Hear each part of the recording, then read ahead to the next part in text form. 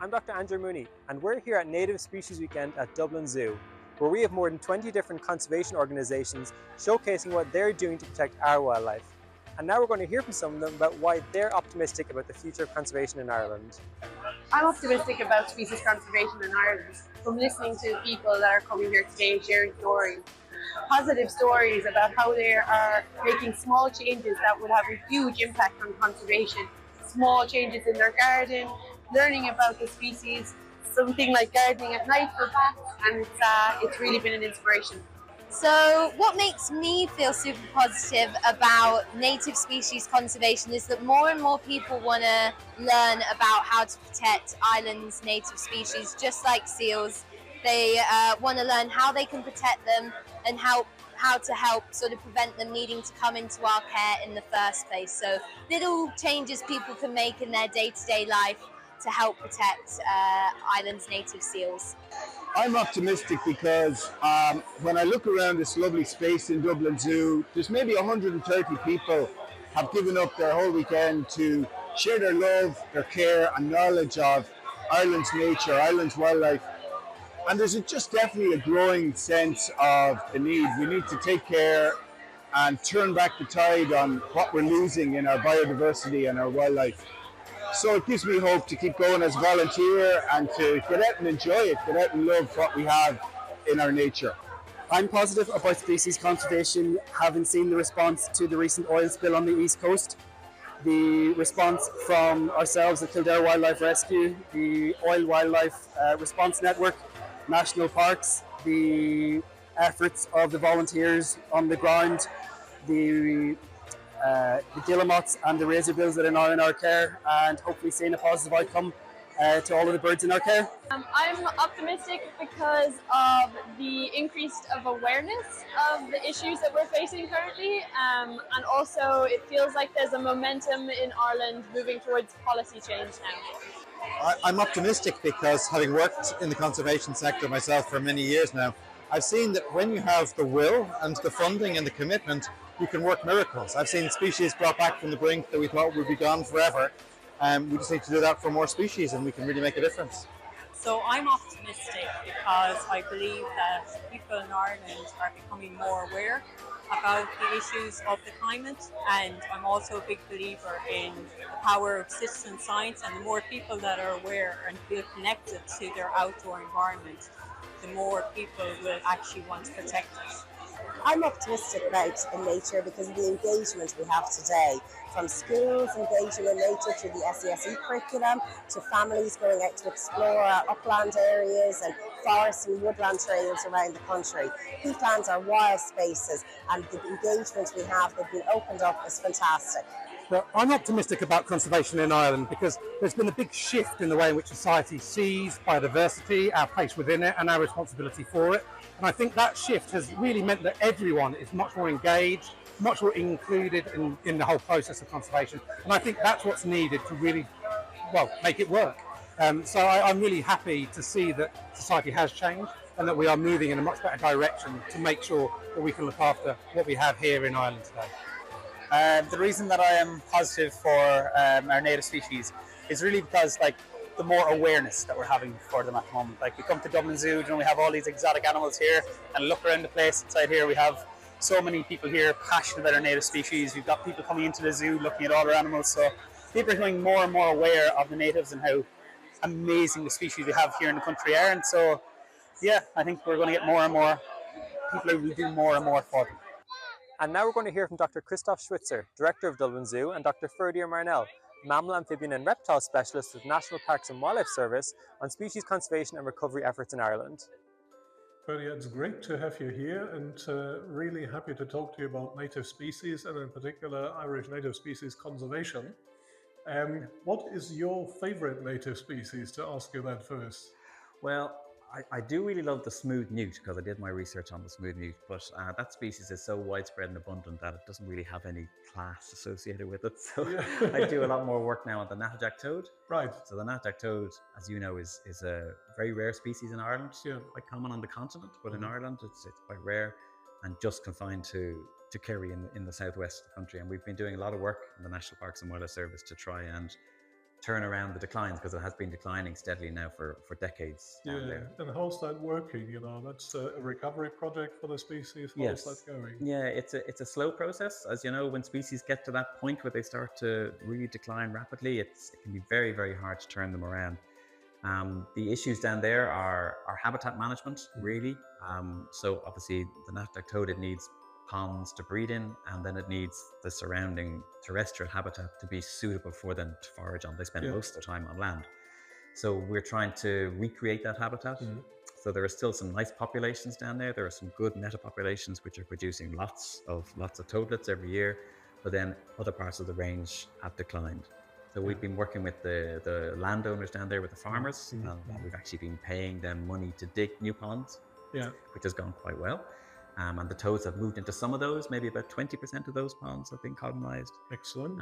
And then we're trying to get the grazing around the ponds right. So it's a sort of all-year management. So it's not just a matter of digging a pond and walking away. It's a lot of work, isn't it? It's a lot of work, and we're lucky we have some very good conservation rangers down there who really love the toad as well. So they're keeping an eye on things.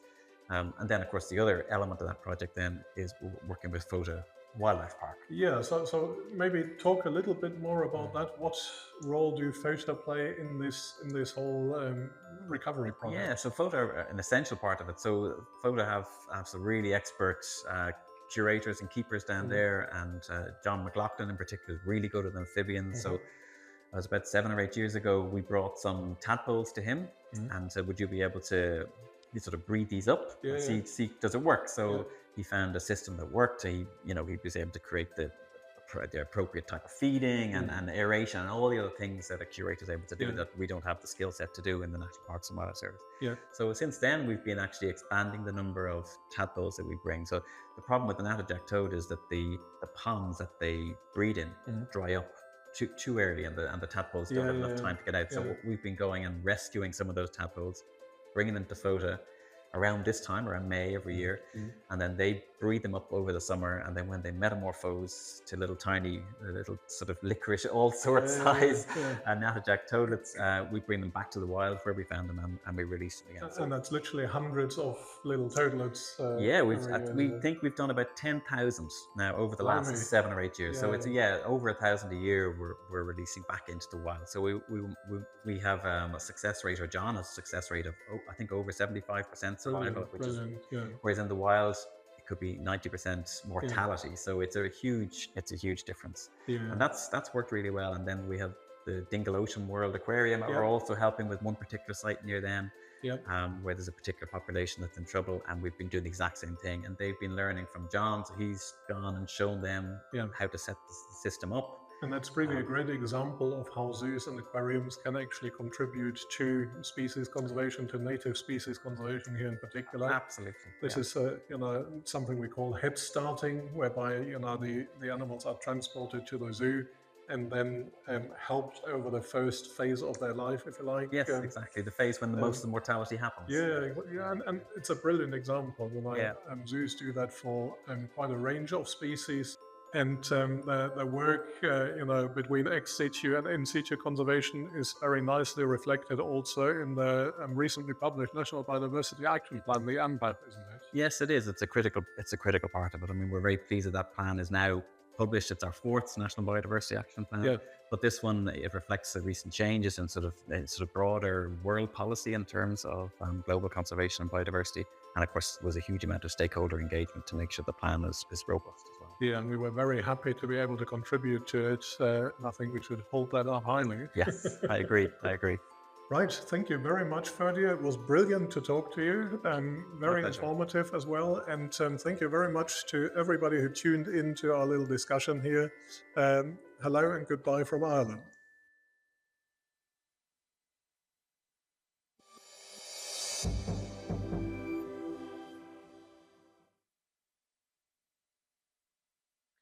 Awesome. Firstly, thank you so much to Kira, Alice, Lisa and Alexis for that fantastic panel, and then to Fanny, Christoph and Andrew for their talks in between. It's really been a fantastic last few hours, and it's been an absolute pleasure of mine to host these last few hours as well. Please remember that a number of the panelists are going to be staying on, so if you do have any questions, please by all means put those questions to them and they will come back to you. But I just want to say a huge thank you to everyone for tuning in. It's been an absolute pleasure to host. Thank you to the MC team as well for allowing this World Species Congress to go ahead. It's been absolutely amazing. And I would now love to introduce our next host, Professor Cristina Lopez Gallego, co-chair of the IUCN Species Survival Commission and the Colombian Species Specialist Group. Thank you, Aaron, and goodbye. See you. And well, thank you, everybody, for being here and for making this amazing event possible. It is really exciting for me to be here now. I will be accompanying you in the next few hours.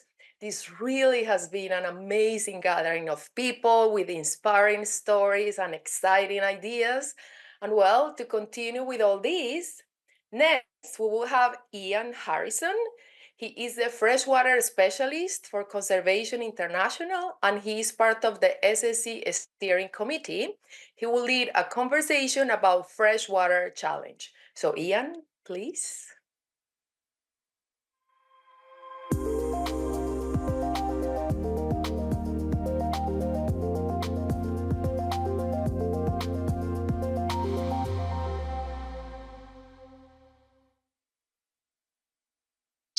Thank you. Thank you. I'm very glad to be here. And we're going to be speaking to you about the Freshwater Challenge, which is a country-led initiative that aims to integrate, quantify, and accelerate the restoration of 300,000 kilometers of rivers, of degraded rivers, and 350 million hectares of degraded wetlands by 2030. As well as conserve those the intact freshwater systems once they have been restored. Now, there are several NGOs, including my own, and they're listed up here on the screen, and several agencies such as Ramsar, the UN Convention to Combat Desertification, and UN Water, who are assisting the countries in developing this freshwater challenge. We currently have 46 countries. Let me bring up the map. 46 countries supporting the Freshwater Challenge.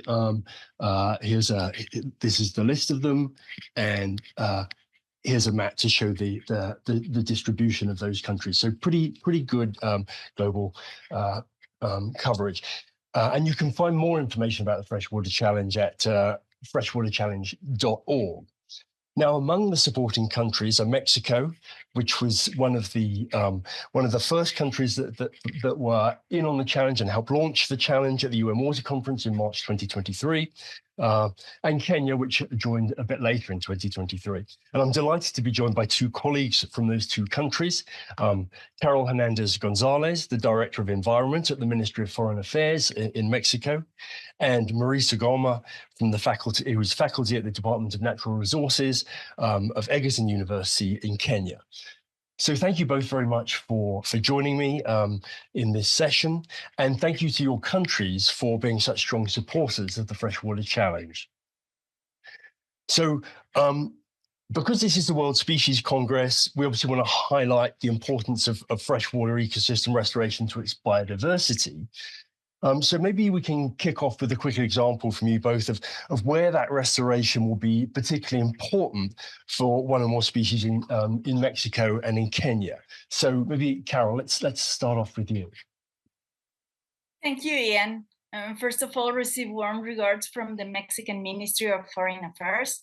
I also want to thank Conservation International and the World Species Congress for the invitation. And now coming back to your question, well, as you know, Mexico is a mega diverse country, and I would like to use as an example a very iconic species that lives in some parts of Mexico. Can you please show my slide now? Thank you. So it is called ajolote or axolotl, which is an amphibian, a type of salamander. And well, this species can be considered as a flag or umbrella species because it has a large habitat needs, and the requirements of that habitat impact many other species living there. But in order to conserve this emblematic species, we have to efficiently protect or restore the freshwater ecosystems they live in, because they are very fragile in their environment due to several factors, mainly water quality. They require clean, oxygenated water, And I have to say, they are also very fragile to invasive species. Predatory fish compete with them for food and may prey on them. Also, its skin is very, very fragile and sensitive. So the fragility of ajolotes to their environment highlights the importance of conservation efforts aimed at protecting their habitats. In this case, these wetlands surrounding Mexico City and central Mexico. That's why the Freshwater Initiative is so important for us. Thank you, Karol. Thank you. That's a great example. Maurice, how about something from Kenya? Yeah, thanks so much, Ian, and receive greetings from Kenya, and thanks so much for inviting me to this panel. So in Kenya, the Ministry of Environment, Climate Change and Forestry recently documented and earmarked around 1,200 hectares of wetlands across 28 counties for restoration. So that is a plus for us. And Lake Victoria in particular is a critical freshwater ecosystem, which is housing diverse fish species, notably the unique cichlid species, which are currently facing several threats emanating from habitat degradation, overfishing, pollution, and invasive species. So restoration efforts in this lake will safeguard the declining species and the fringing wetland ecosystems and habitats for various species that are wetland and freshwater dependent. On the transboundary front, if you look at the river systems, one key transboundary river is the Mara River, which is measuring around 250 miles in terms of length, and it supports wildlife of the Masai Mara National Park and the Serengeti, the Serengeti Conservancy area in Tanzania. And again, another important river is the Evaso Nyiro River, which is measuring about 320 miles, and it cuts across several counties to the northern part of the country, which is having a lot of pastoralist activities and supporting pastoralist livelihoods. So these areas might be very important for initial restoration activities. Thank you. Thanks very much, Maurice. Now, you've actually, in your answer, you hinted on the fact that freshwater restoration brings benefits to more than just the species themselves. It can bring great benefits to the people who depend on those ecosystems. Let's look into that a little more. Karol, can you give me an example of some of the other reasons why freshwater restoration is important in Mexico?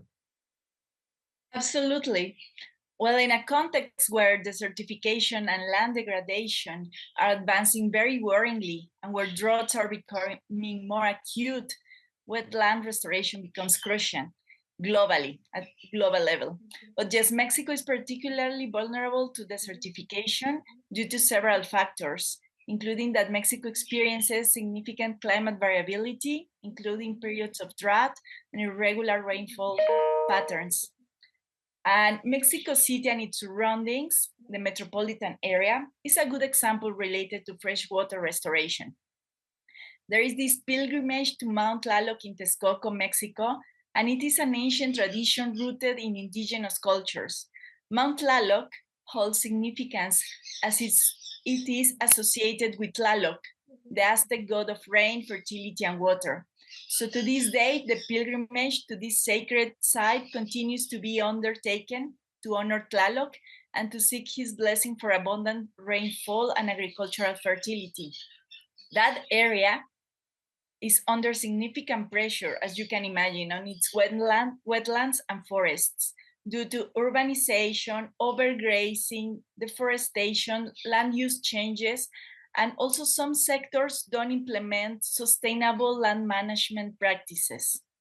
Based on the above, freshwater ecosystems conservation and restoration are urgent activities, not only to guarantee water availability or food security, but in this case to protect our biocultural heritage, as it is deeply ingrained in a cultural and spiritual practice that connects participants with their indigenous heritage and reaffirms their relationship with natural world, particularly in regards to water, rain, and agricultural fertility. So in summary, restoring freshwater ecosystems in Mexico is essential due to the multiple values and benefits they encompass.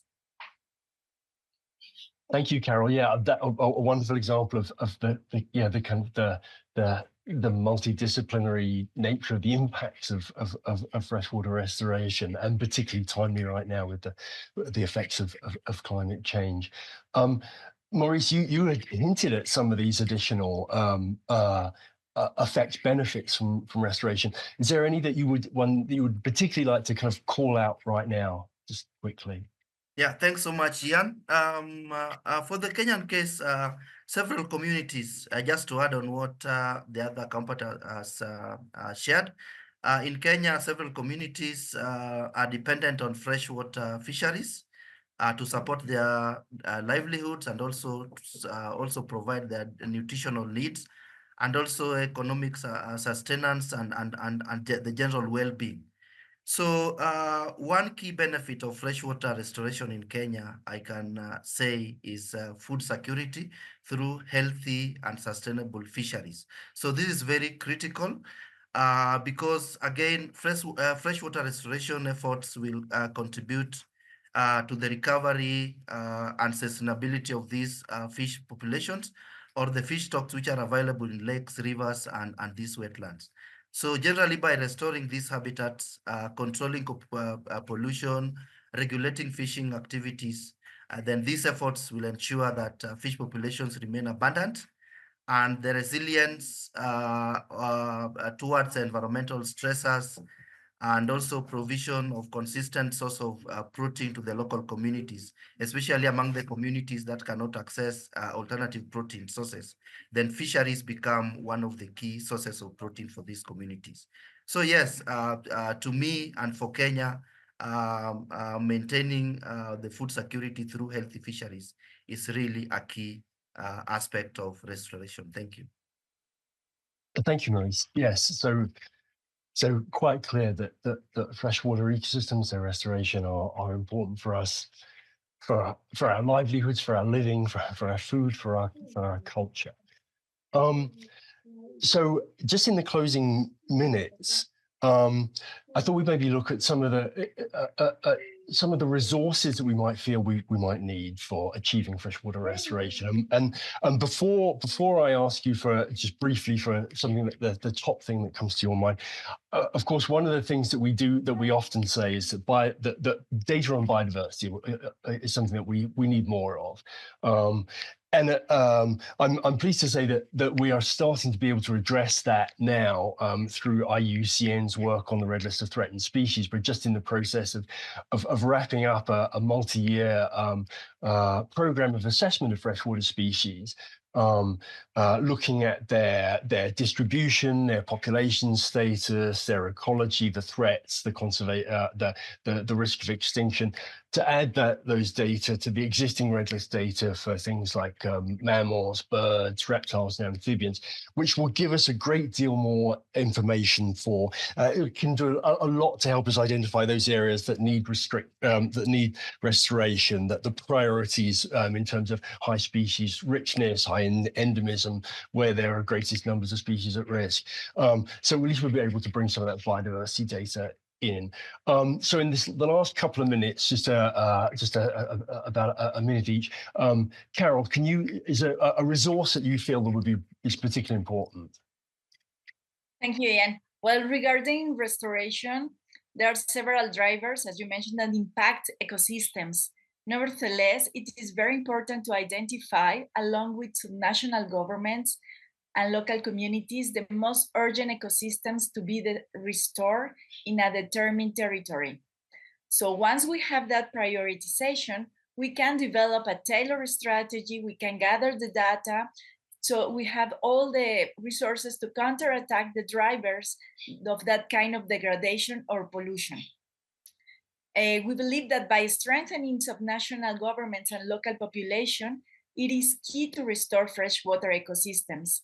Also, synergies and collaboration with local universities, organizations, and specialists is fundamental because restoration has to be based, as I mentioned, on science and on traditional knowledge when applicable. So we need to strengthen these capabilities, but also to build synergies with different actors at different levels, including, of course, industries, if we want long-lasting results. Thank you, Karol. And Maurice, in the last 30 seconds, something that you feel we need to be thinking about. Yeah, just to support what Karol has shared, I think providing supportive policies and regulations, including clearly defined national and local targets, possibility of providing incentives for restoration just to entice people, especially local communities, to come in and join efforts, and also to improve on enforcement mechanisms will be very key for the national governments and also at the local scale. Then finally, I can say that technical expertise and human resource, these are very key because restoration is not only the action, but also it involves a bit of science. So this expertise in areas like ecology, like engineering, hydrology, and also in community development and monitoring the impacts and evaluating the outcomes will also be very critical, and support in those areas in terms of resources will be very key. Thanks so much. Thank you, Maurice. Thank you, Karol. Where our time is up. Plenty to do, plenty of opportunity of things to do for restoration. Thank you both again. Thank you, Ian. Thank you, Ian. Thank you, Karol.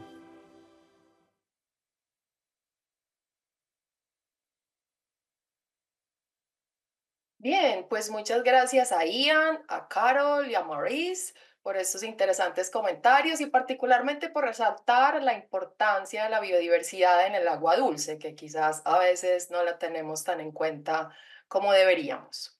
Recuerden que las personas panelistas se quedan conectadas y pueden interactuar con ellas en el chat o en la página de su sesión que se encuentra en la agenda. También ustedes pueden interactuar con otras personas que ya presentaron en el Congreso y que quizás pueden estar conectadas allí todavía. Bien, y ahora le vamos a dar paso a otro de nuestros paneles del Plan de Acción Mundial para las Especies. Estos paneles se enfocan en acciones estratégicas que son necesarias para implementar y alcanzar la meta 4 del Marco Global de Biodiversidad Kunming-Montreal. Si no tienes familiaridad con este Plan de Acción Mundial para las Especies, puedes usar el código QR que aparece en este momento en la pantalla para descargarlo.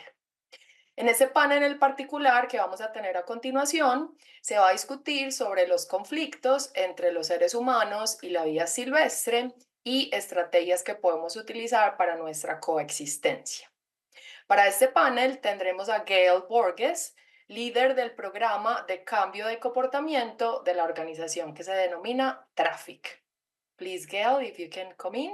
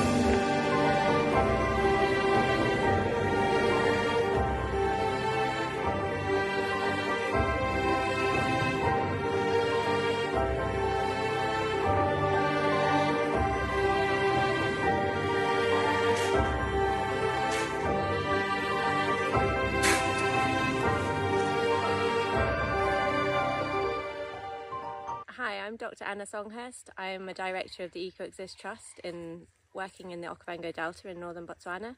We focus on finding ways to reduce human-elephant conflict and foster coexistence between people and elephants within a shared landscape. Competition for space is a root cause of conflict between people and elephants.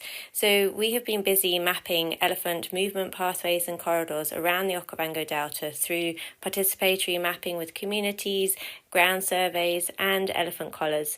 And we've incorporated these movement corridors into land use planning tools to assist the land authorities with land allocation and enable them to avoid allocating future land for arable or settlement development in elephant corridors. We now have 68 elephant corridors around the Delta, and we've been demarcating these with signs. We've also been looking at ways to improve people's safety when they're crossing these corridors, so things like an Elephant Express bus. Other immediate needs of people are how to keep elephants out of their fields, so we work on various techniques to try and help people to protect their crops from elephants. Another root cause of conflict is where the costs of living with elephants outweigh the benefits. And so we've been looking at how to reverse this, and by creating an elephant economy where people can gain more benefits from the elephants they're living with. This is through diversified tourism or crafts, and also through agricultural produce. So we've been working with farmers to help improve food security, which is another driver of human-elephant conflict, where elephants are coming in and raiding people's crops. So working with people to practice conservation agriculture, and those farmers that are avoiding corridors, protecting their fields and practicing conservation agriculture, we are being able to certify them as elephant aware and then connect them with value chains to help increase the value of their produce. All these solutions are enabling people and elephants to coexist within a landscape.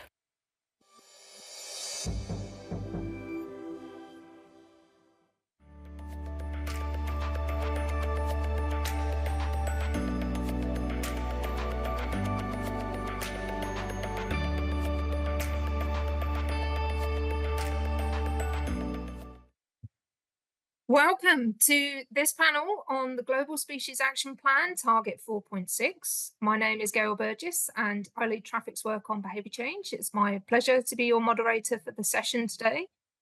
Human-wildlife conflict and coexistence refers to the struggles that emerge when the presence or behaviour of wildlife poses a threat to human interests or need, leading to disagreements between groups of people and negative impacts on both people and wildlife.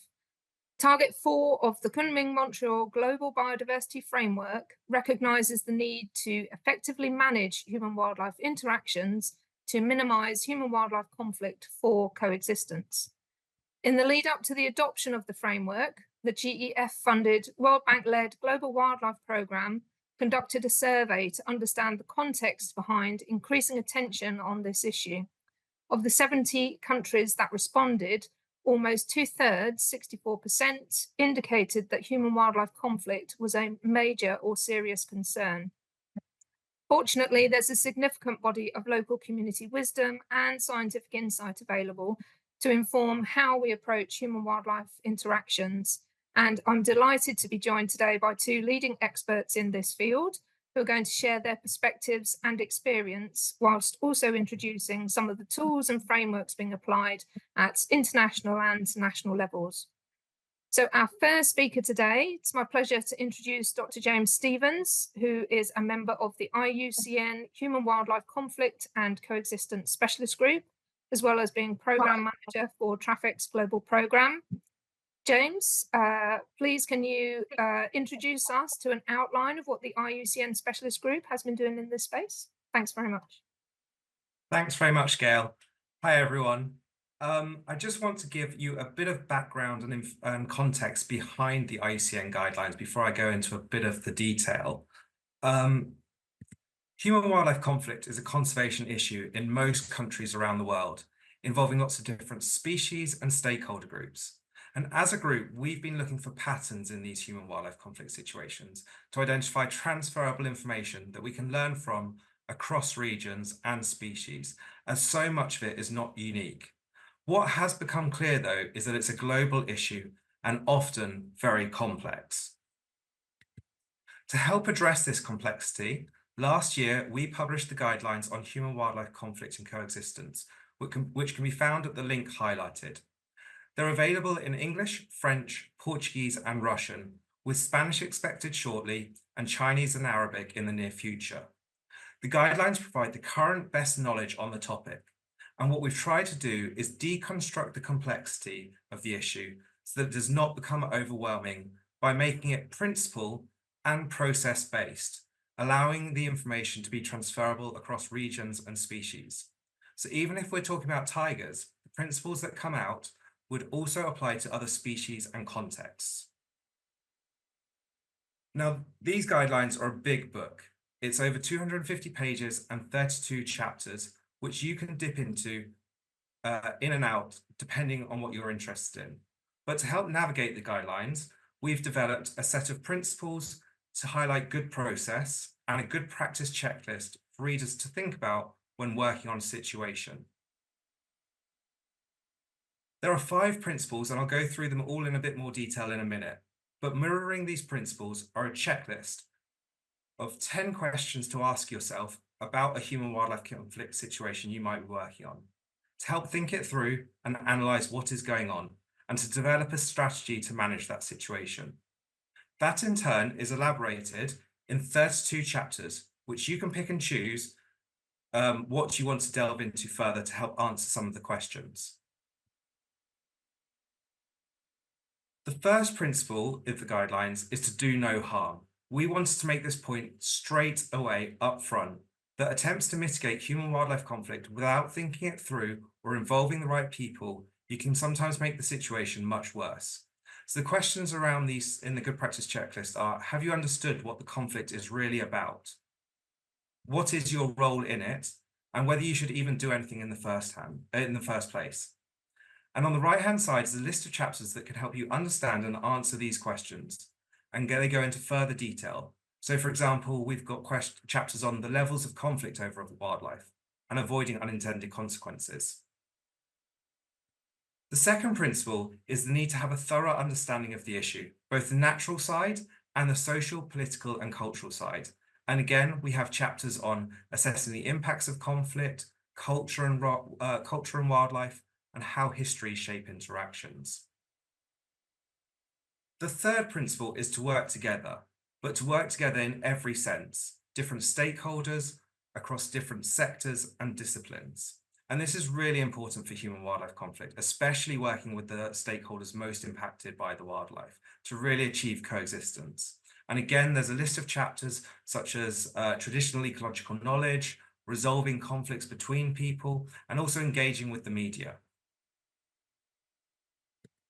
The fourth principle is to integrate science and build it into evidence right from the off and link it into policy at the right level. So the questions to ask here are, is it evidence-based? And have you thought about how this links up with policy, what you're planning to do? And there's a bunch of questions on the right-hand side again around providing further information on social science and ecological research, planning across landscapes, policy instruments. So there's a real range of chapters to contribute towards this principle. The fifth and final principle is to ensure sustainability.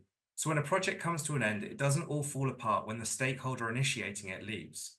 Are the interventions jointly created? Is there financial independence? And again, on the right-hand side is the final 6 chapters that help answer these questions on topics including preventing damage, social marketing and behavior change, and economic incentives. So I know there's a lot of information there in a short period of time, but hopefully that gives you a flavour of the structure and the content of the guidelines, and I look forward to further discussion in the panel. Thank you. Fantastic. Thank you so much, James. Brilliant overview of a very impressive resource. So it's my great pleasure to introduce our second speaker today, Dr. Smriti Dahal. Smriti is the Conflict and Coexistence Lead for WWF's Tigers Alive initiative and part of the core team for WWF's Human-Wildlife Conflict Management Group. Many thanks, Smriti, for providing an introduction to some of the WWF tools and practice in this space. Thank you so much, Gail, and hi, everyone. I'm going to briefly talk about a tool that WWF has called Conflict to Coexistence approach for managing human-wildlife conflict. In line with what James just talked about for the IUCN guideline, the conflict to coexistence approach that WWF has is very similar in terms of the principle and the overall guideline, what the guideline talks about. The C2C approach provides guidance for a proactive and systematic approach to human-wildlife conflict management. Understanding the complexity of human-wildlife conflict management, this approach is structured yet flexible to encompass these complexities that exist. It brings all the stakeholders together to address a common issue and builds robust, transparent, and long-term trusting relationships that is needed for human-wildlife conflict management. It also ensures that in these stakeholders, it includes the most vulnerable groups and those that are most impacted by conflict. It is a holistic approach. It looks at conflict away from just a linear aspect to understanding the different diversity of drivers and impacts that influence conflicts. It's also integrated in the sense that it makes sure that various management actions are implemented together instead of a band-aid, fix-it, one-time kind of approach. As you can see, this is the framework for C2C, conflict coexistence management. There are 4 outcomes. For us to say conflict is managed effectively, these 4 outcomes need to be met, which you can see in the middle of the circle. People need to be able to and willing to live alongside wildlife. Wildlife needs to thrive alongside people. The livelihood and assets need to be secured against the presence of wildlife, and there needs to be sufficient habitat to ensure sustainable wildlife population. These 4 outcomes are achieved by implementing actions within the 6 elements that you can see in the circle in black. These 6 elements for conflict management are policy and governance, understanding interactions, prevention, response, mitigation, and monitoring. These 6 elements are interconnected, and actions within these 6 elements need to be implemented together in an integrated way. The implementation of these 6 management elements follows 4 principles, where principle 1 is tolerance is maintained, responsibility is shared among the stakeholders, resilience is built, and holism, looking at it from a holistic approach, is fundamental. So how do we take this C2C approach? How do we implement this C2C approach? This is a methodology that we have for implementation of C2C approach on the ground. It starts with context screening, where the implementing teams will gather information to understand the context where conflict is happening. Things like description of the site, who lives there, what are the drivers, what are the wildlife and social dynamics that exist in these areas, what is the trend of conflict. So all that information is gathered in the first step. This is followed by the stakeholder identification and analysis, trying to understand the different stakeholders that impact conflict as well as are impacted by conflict. These stakeholders are also then divided into the right holders, which are the community members that live and work in these landscapes, and the duty bearers and service providers. Based on the previous 2 steps, we have what we have in the 3rd step, the C2C assessment.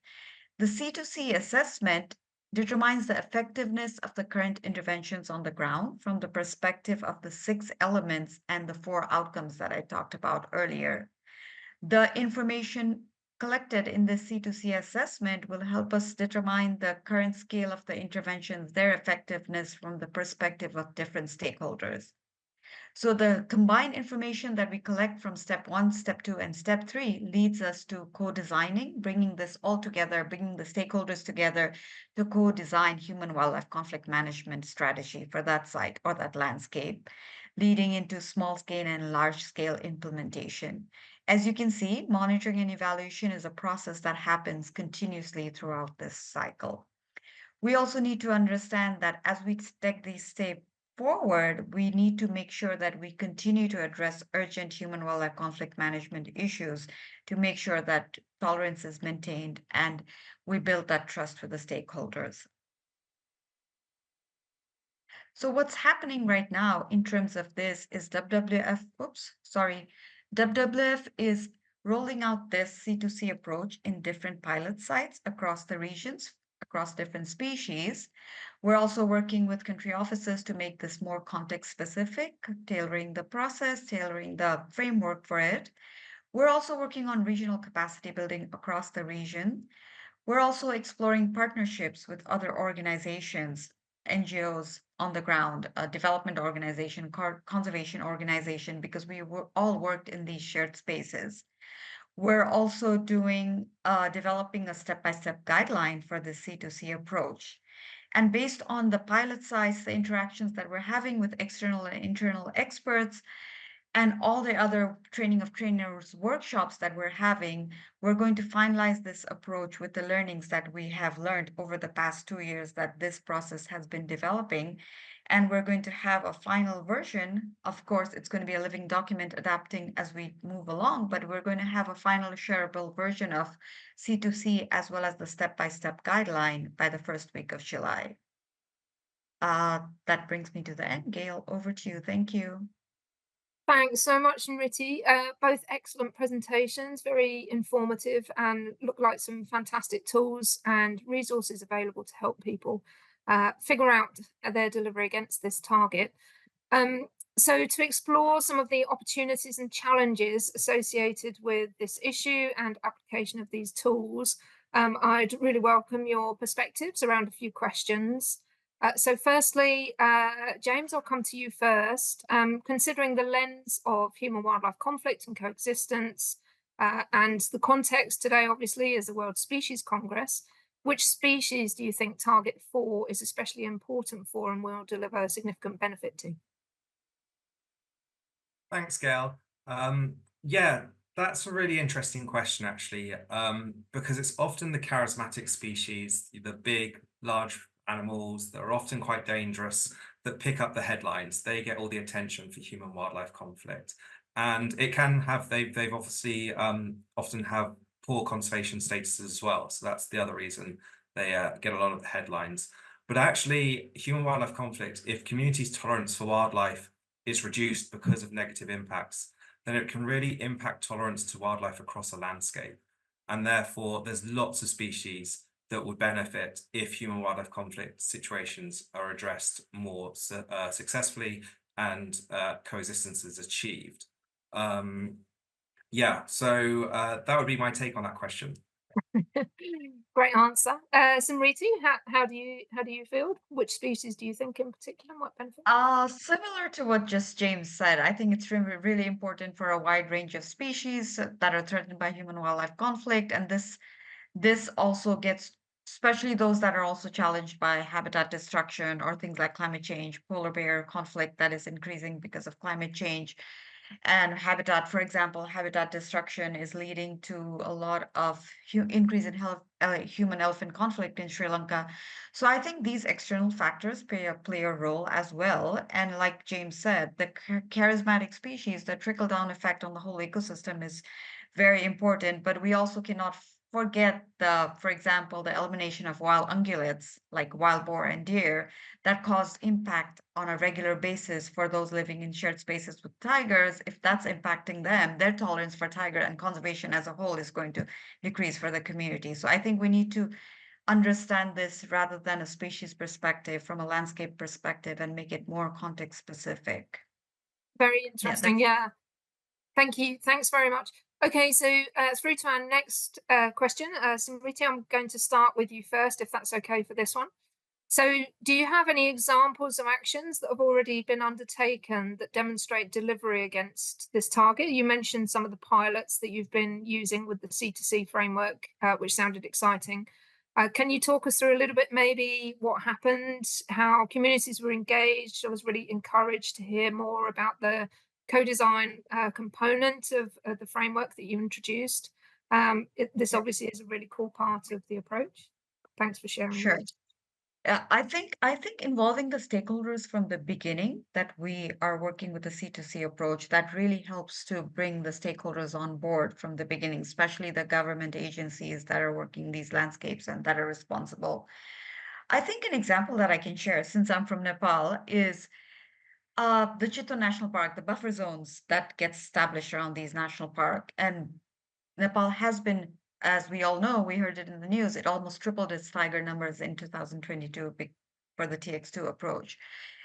What Chitwan does, it takes an integrated approach to reduce human-wildlife conflict management. So this integrated approach has helped decrease the livestock predation for the area around Chitwan National Park by almost 75%. And we also know that the number of in Chitwan grew from 38 in 2000 to 128 in 2022.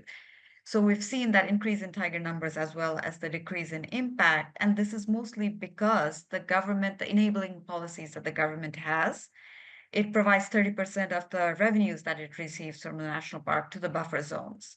It also has relief guidelines, the excarcia that it has. It invests a lot on diversifying livelihoods. Tourism is a main approach that the communities get benefits from.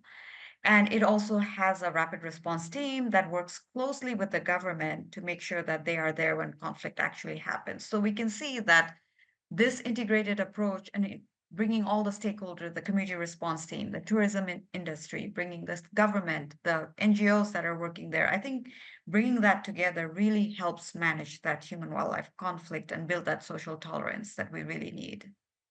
Thanks, Gail. Really interesting to hear about the interaction between different groups of stakeholders that need to come together to form these solutions. Thank you. That's really interesting. James, same question. Thanks, Gail. Yes, over the last few years, I've been very lucky to get to chat to a lot of great projects all around the world and build out a set of case studies on human-wildlife conflict and coexistence.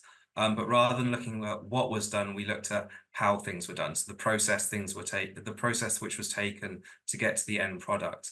And what we found across all the different sort of species, countries, where these case studies were occurring, was it was the real social components that were making success, which was achieving coexistence.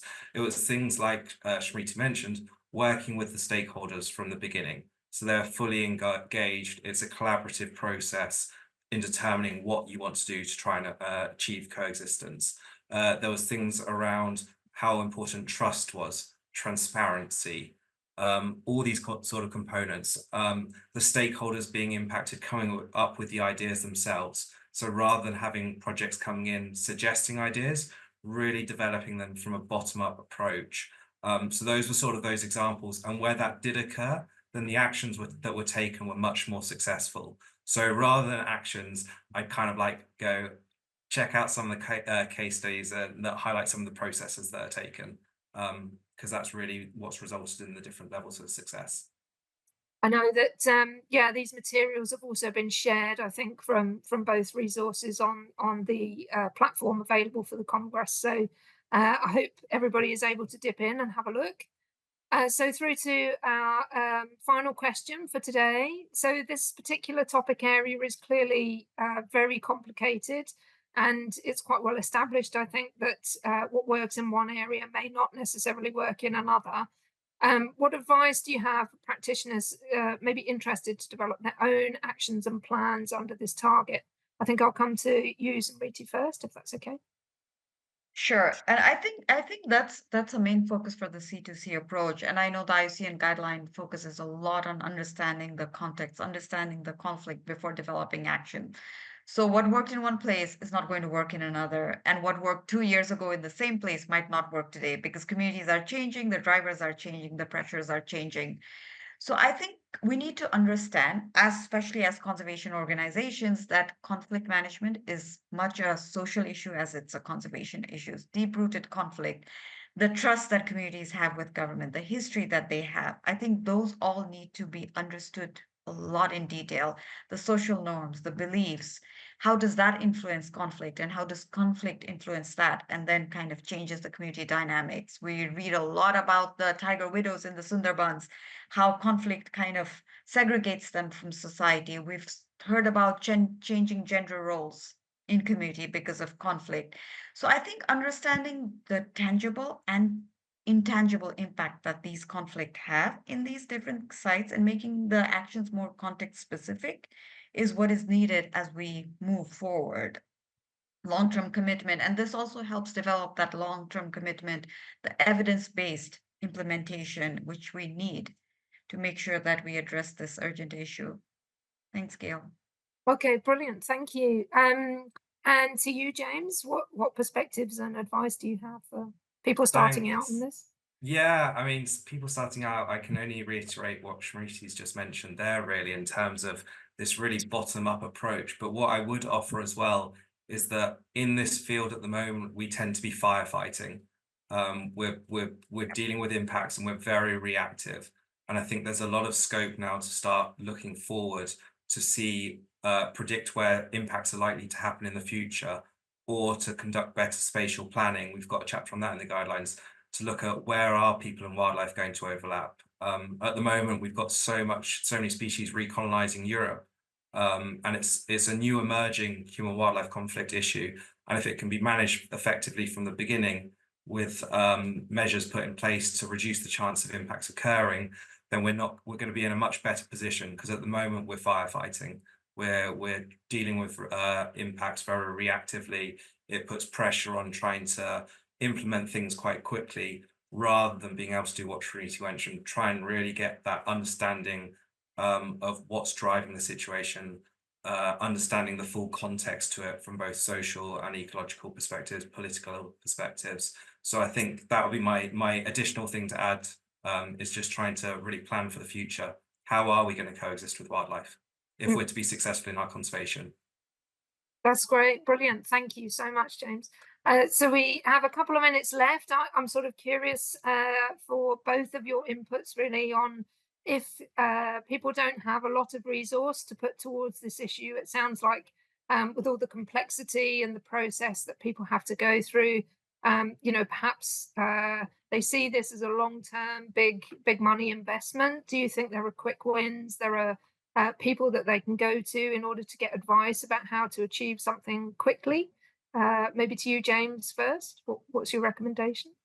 Yeah, certainly. I think human wildlife conflict, I would say now, is getting much more interest. You look at funding calls now, there's a lot more space for human wildlife conflict proposals.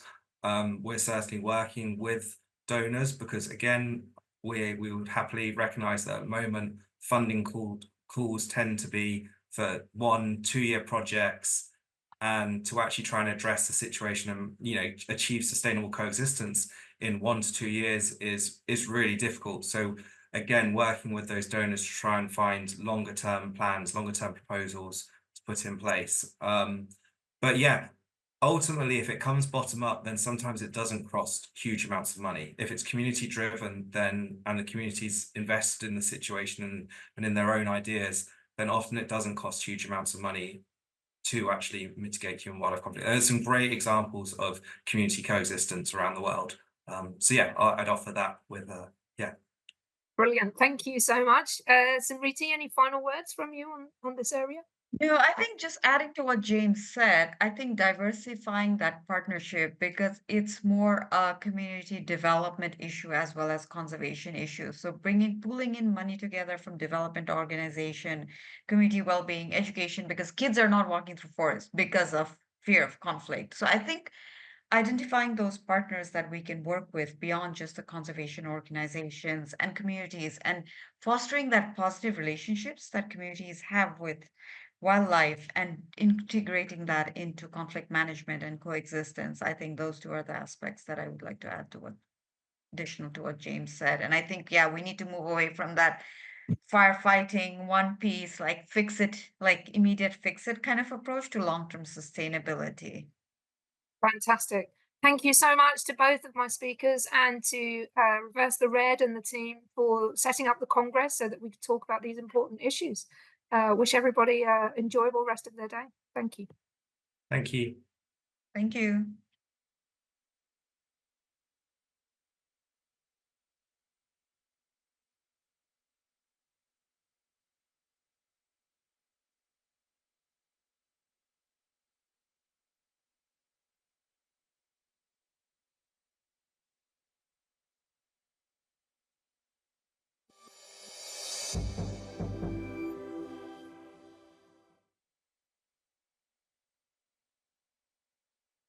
Muchas gracias, Ana, por el video, y también a Gail, James y Smriti por este panel tan interesante de un tema complejo sobre conflictos con nuestra vida silvestre, pero realmente da esperanza ver todos estos avances y tratar de implementar todas estas lecciones aprendidas de proyectos en todas partes del mundo con una diversidad de actores y demás. Todos los recursos que mencionaron James y Smriti se pueden descargar en la página de la sesión de este evento, que puedes acceder en la agenda de nuestro Congreso Mundial de Especies. Realmente este evento es mucho más que solo las sesiones en vivo, entonces les invito a que aprovechemos todos estos recursos maravillosos que vamos a tener disponibles después del evento. Bien, ahora tendremos unas cortas sesiones sobre temas más de políticas. Primero vamos a tener unas palabras del ministro del Estado para la Naturaleza de Irlanda, Malcom Noonan, sobre los compromisos de Irlanda para la conservación de especies. También le daremos un vistazo al debate que se dio ayer en el Parlamento del Reino Unido sobre biodiversidad y el Congreso Mundial de Especies. Y tendremos a la secretaria general del Secretariado de CITES compartiendo ideas sobre acciones críticas para la conservación de especies. Pero primero tenemos algo muy especial. Es un gusto presentarles a la directora general de la UICN, la doctora Grethel Aguilar. Escuchemos a Grethel.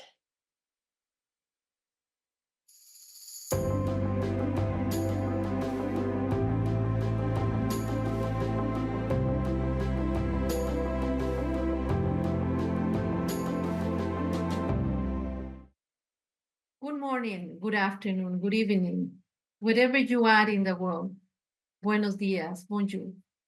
I am Dr. Grethel Aguilar. I'm the Director General of IUCN, the International Union for Conservation of Nature.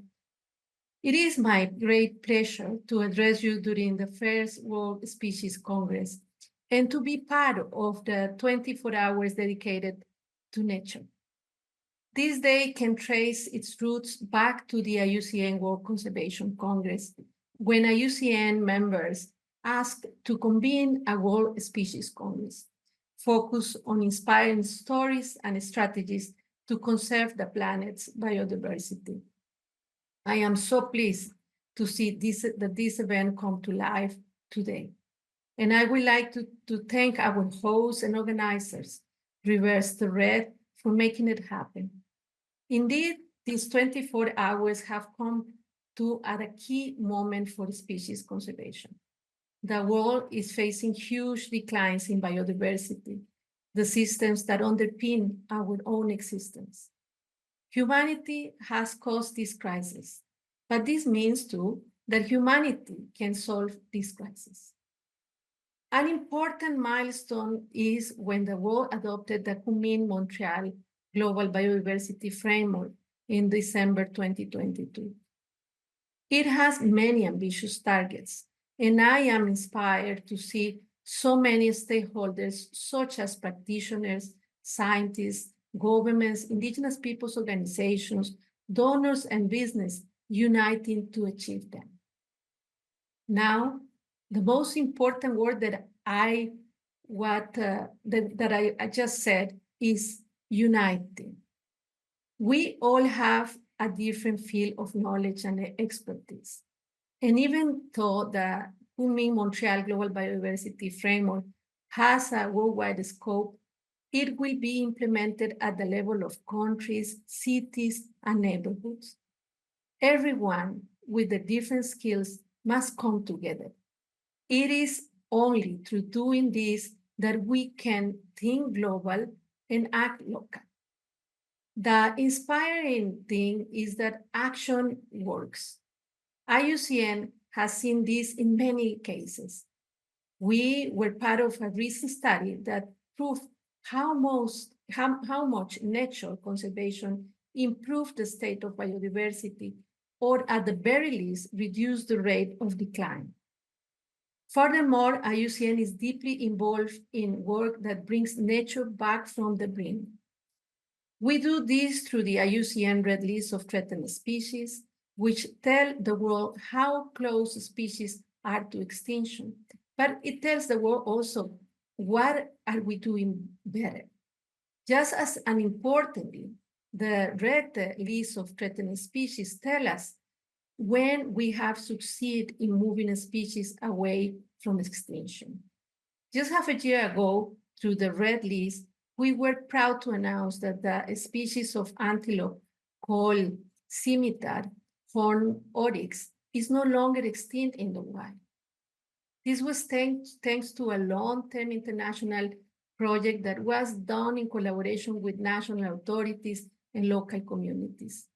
And now I'm happy that this beautiful animal is now reestablished itself in the African country of Chad. This is why cooperation at all levels is so important. Friends, ladies and gentlemen, colleagues, partners, the crisis facing the world is huge, but in the past few decades, the world has planted seeds of hope that have begun to sprout. Let us all come together to conserve our species and turn this green seeding of hope into a forest of restoration. We need to act. We need to act now. Our planet needs bold decisions. And so I invite you to join IUCN in our vision of creating a just world that values and conserves nature. 2025 will see the next edition of the IUCN World Conservation Congress, which will take place in Abu Dhabi. I hope that I will see many of you there, where we will come to unite for nature.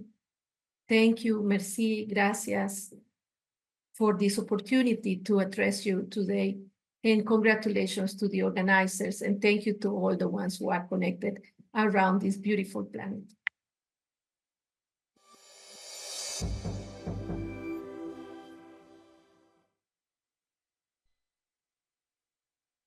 I beg to move that this House has considered the matter of the World Species Congress and recognises the importance of the Reverse the Red movement. May the 15th, the World Species Congress, hosted by Reverse the Red movement, is being held. And this debate is part of a network of satellite events hosted around the world to shine a light on species recovery. These events will offer a forum for collaboration and a roadmap for success to all who strive to create a healthier planet, with the ultimate goal of reducing species decline and restoring wildlife.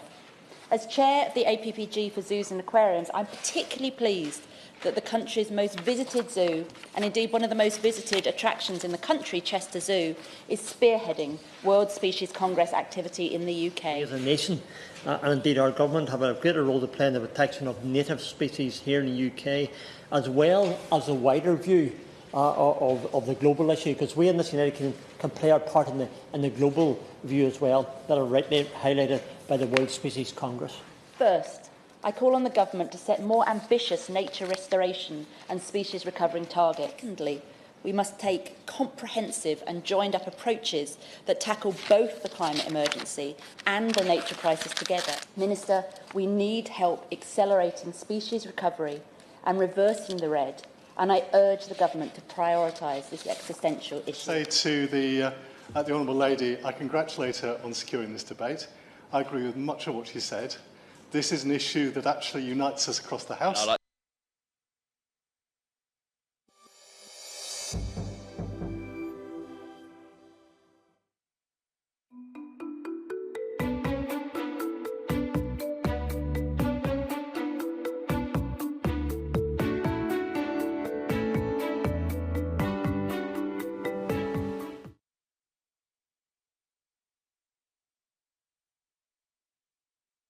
Ireland's fourth National Biodiversity Action Plan includes commitments to specifically address species declines.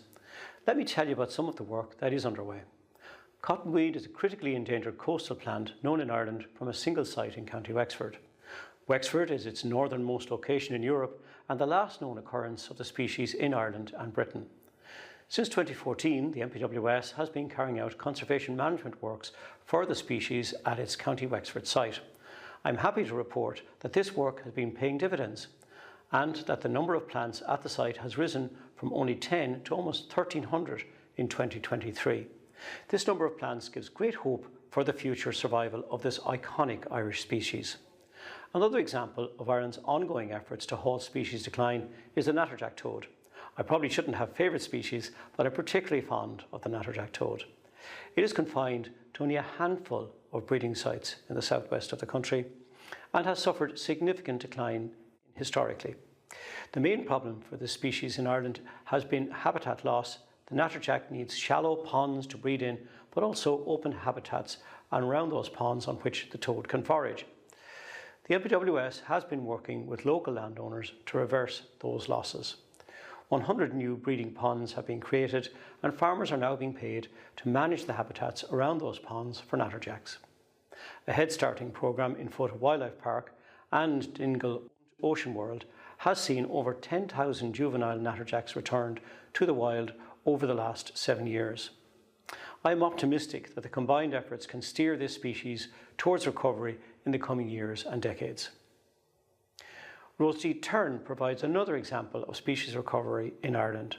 That species had declined by 85% across Northwest Europe, and in Ireland by 1989 was down to only 180 breeding pairs on Rockabill Island off the coast of Dublin. Dedicated and focused conservation efforts by Birdwatch Ireland, underpinned by long-term support funding from government, has allowed the numbers to rise to over 1,600 pairs in 2023. Other projects that demonstrate Ireland's ongoing commitment to species recovery include the new Breeding Waders EIP. We have seen large-scale declines in range and size of breeding wader populations in Ireland, with some populations threatened with national extinction as breeding birds.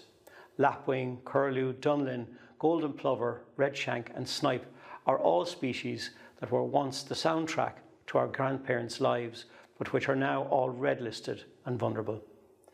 The NPWS, in partnership with DAFM, have put in place a €30 million package over the coming 5 years to implement and support a Breeding Waders EIP.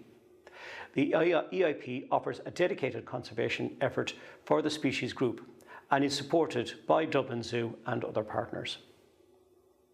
While species conservation remains a core focus of the NBAP and the work of my department, it is important to remember that reversing species decline can only be achieved in tandem with habitat conservation. If the habitat is not right, all our efforts are in vain. We need to work with landowners and local communities to restore and manage our natural habitats, both on land and at sea. If iconic species like the roseate tern and cottonweed and natterjack toads are to survive for our grandchildren, we need to provide space for nature.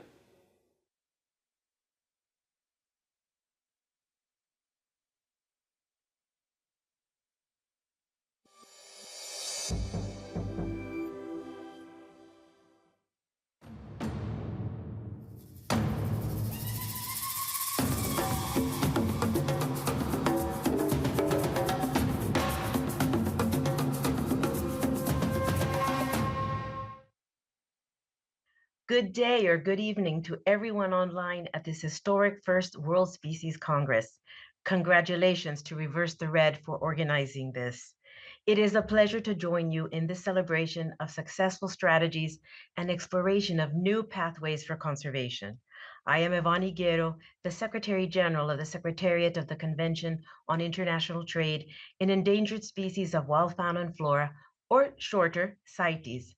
I am delighted to share with you how CITES has worked for the past 50 years to avoid species extinctions by ensuring the sustainability, legality, and traceability of international trade in wild animals and plants. Global wildlife trade is an integral part of the world economy, with transactions involving individual species or derivative products valued in the millions or even billions of US dollars. Many sectors depend on wildlife, including construction, fashion, and the cosmetics industry. Yet, we are facing severe challenges, from climate change to habitat loss to overexploitation. We must ensure that our use of wildlife resources is sustainable, not only for the survival of the species in the wild, but also for the people who depend on them. This is where CITES comes in. Since the signing of the convention in 1973, CITES has aimed to ensure that international trade in the more than 40,900 species currently listed in the convention's 3 appendices is conducted sustainably, legally, and in a traceable manner. This is achieved through key partnerships, one of the most important things about CITES, a science-driven regulatory framework and enforcement mechanisms. CITES is legally binding for all 184 parties to the convention. Decisions about species listings and trade regulations are made by CITES' highest body, the Conference of the Parties, who engage in a rigorous science-based process. Before CITES trade permits can be granted, CITES authorities must determine whether a specimen to be traded was legally acquired according to the national legislation. We call this process a legal acquisition finding, or LAF.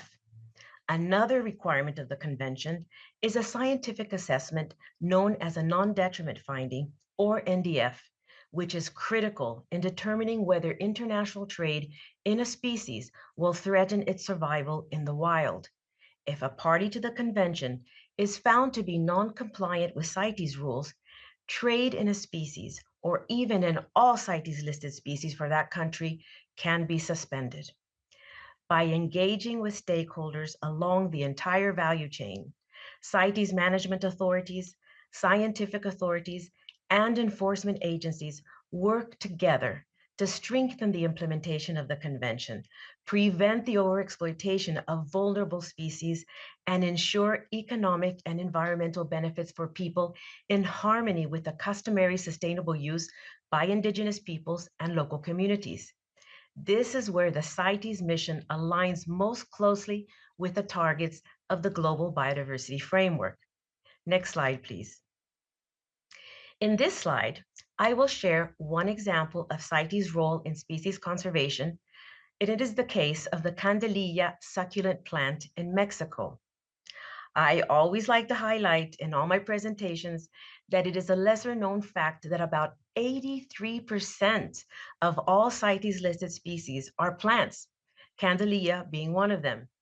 We often focus on iconic mammals like elephants and rhinos, which are hugely important, but it is also important to understand that there are many vulnerable species that have very important functions in maintaining the health of our ecosystems, and that also means our own health, and sometimes are not so cute, so we must keep them in mind. Now back to Candelilla. This succulent plant is harvested for its leaves to produce wax used in chewing gum, inks, cosmetics, and pharmaceutical products. Candelilla harvest and trade provide local people with income and employment, while reinforcing traditional knowledge and cultural ties across generations.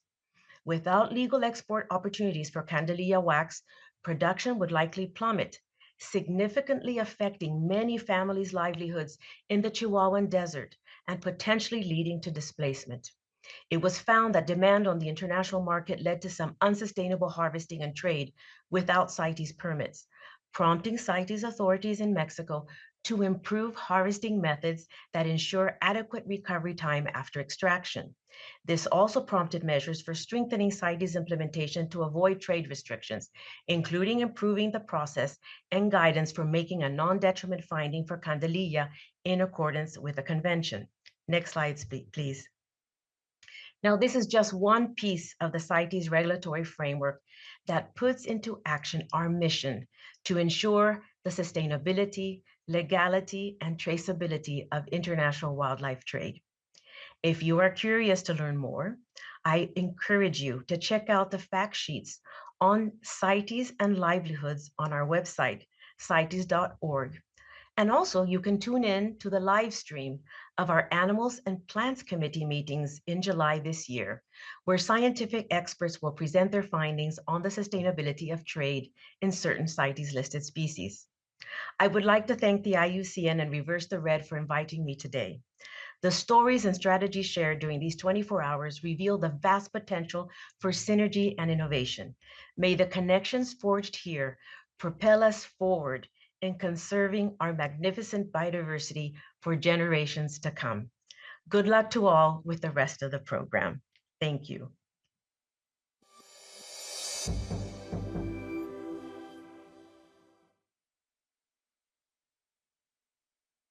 Muchas gracias por esos mensajes inspiradores de Grethel, de la UICN y de Ivonne de CITES. Y realmente es increíble ver estos temas de conservación de la biodiversidad como parte de la agenda en escenarios políticos tan importantes. Qué bueno ver eso. Y pues en general, gracias a todas las personas y todas las instituciones que han hecho posible este evento. Tenemos a más de 9.000 personas de 195 países en este evento. Realmente creo que eso ya es todo un logro y nos servirá para seguir construyendo esta comunidad tan increíble de conservacionistas que tenemos. Bueno, ahora vamos a otro de nuestros paneles del Plan de Acción Mundial para las Especies. Les recuerdo que durante este evento estamos teniendo una serie de paneles sobre acciones estratégicas que son necesarias para implementar y para alcanzar la meta 4 del Marco Global de Biodiversidad Cumming-Montreal, que tiene que ver con frenar extinciones, recuperar poblaciones y otras especies y otras acciones, perdón, de conservación a nivel de especies. Si no tienes familiaridad con el Plan de Acción Mundial de las Especies, puedes usar los recursos que tenemos en nuestra página web del evento, como por ejemplo este código QR o el enlace en el chat que les hemos dispuesto para acceder. Bien, este próximo panel va a ser sobre la acción 4.2, que tiene que ver con planificación para la recuperación de especies. Para este panel vamos a tener a Caroline Louise liderando. Ella es directora de Ciencia y Planificación Multiespecies del Grupo de Especialistas de Planificación para la Conservación de la Comisión de Supervivencia de Especies de la OICN. Caroline.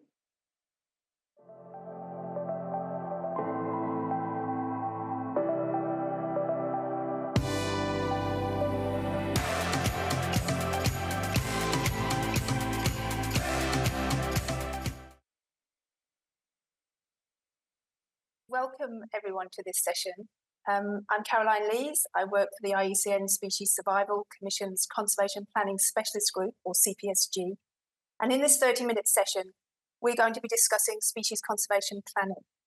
But I'd like to start by defining what we mean by that here and by setting it in its broader context so that our session doesn't sound to all of you like acronym and word soup. So, for those of you not yet familiar with it, the Kunming-Montreal Global Biodiversity Framework, or GBF, builds on the Convention on Biological Diversity's previous strategic plans and sets out an ambitious pathway to a world living in harmony with nature by 2050. It encompasses 4 goals for 2050 and 23 targets to 2030, to which 196 countries around the world are now committed. So this is a massive opportunity for change, but it's not going to be easy to reach those targets.